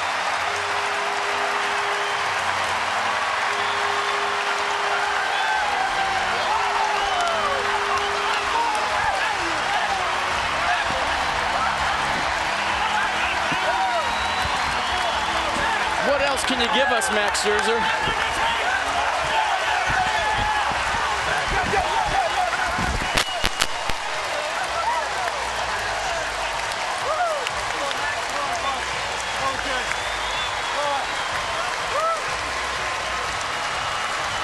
He has 3 career complete games, and 2 of them have happened in the last 6 days. And for the second time in as many years, there is the no-hitter.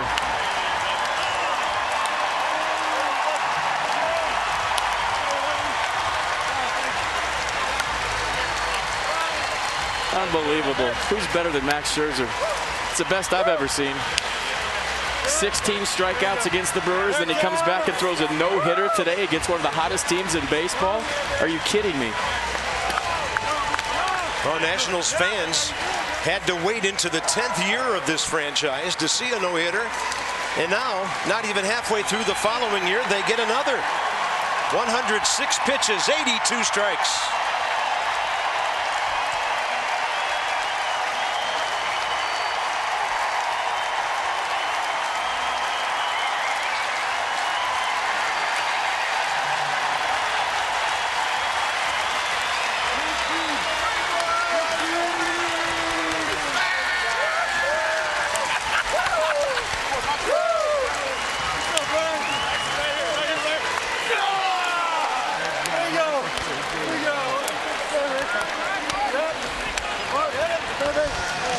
Nobody wants to leave. Everybody's still here, taking it all in.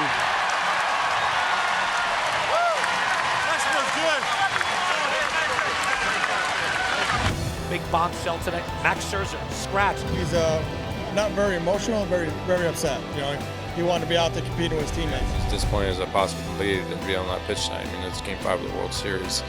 I pitched through so much crap in my career that I would be easy to pitch through at this point. This is literally impossible to do anything with. On Sunday, Max Scherzer could not raise his arm. 3 days later, he's starting Game 7 of the World Series. He's done it all. He's going to give you everything he has. That's strike 3 as Scherzer blows it by him. Scherzer gave it all he could. He goes 5 innings here in a Game 7 World Series start. 6-2, the Nationals are leading. 2 out, bottom of the 9th inning at Minute Maid Park in Houston. Game 7 of the World Series. Swing and a miss! And a World Series Game 7 winning Curly W is in the books. The celebration is on. The Washington Nationals are the world champions. You know, with the 2 RBIs. It doesn't matter. That's why we were a great team. Tell me, this is Mr. Scherzer? Yep. Yes. Take me through what congrats. the anxiety that you had when you knew you could be on the bump in such important game at home, and you saw your team lose the first 2 games, and all of a sudden you show up over here like 2 days before you couldn't lift up your arm. Yeah, when I woke up that morning from the treatment I did the previous day, it backfired. And when coming out of bed, I couldn't even raise my elbow above my shoulder. I was in a really bad spot. I had to have my wife take me to the park. Eric had to take me to the park. I couldn't even drive. In every pothole along that GW Parkway, it was level 10 pain in my neck. I couldn't move. I was in a really bad spot, and she was positive. She knows the next. She knows what we've done, and she believed in this team. And she said, "Hey, don't worry. You're gonna miss Game 5. Don't worry. Strauss is gonna pitch Game 6. You're gonna pitch Game 7." And she stayed with us and believed in us, and that's why I went out there tonight with. It's just a belief that she was right. So what's your dad's name? What's your dad's name, real quick? What's your dad's name? Brad. When you saw your son, and I'm gonna let you hold the mic to Brad's mouth. When you saw your son give that press conference where he couldn't pitch, what was going through your mind to watch him in that state? A lot of empathy, because I knew that it wasn't more physical, it was more mental at that point. He wanted to be there. He wanted to always be there. You could just feel. I felt it. I felt it very deeply. I saw it, and here he is today. Max, we're going to end with one more great image. One more great image. Look at the monitor here and describe what we're about to see. As we're about to go to break, you tell me what we're about to see on your screen right here, Max. You're pointing. Yep. And you're about to. You got tears in your eyes. Yep. And you're pointing at your father. Yep. Just everything we've been through. They've been with me. They've had the dream since I've been a kid. To be a big leaguer and not to be a big leaguer. My dad's always believed in me to be a World Series champion, and they have that moment. It's awesome.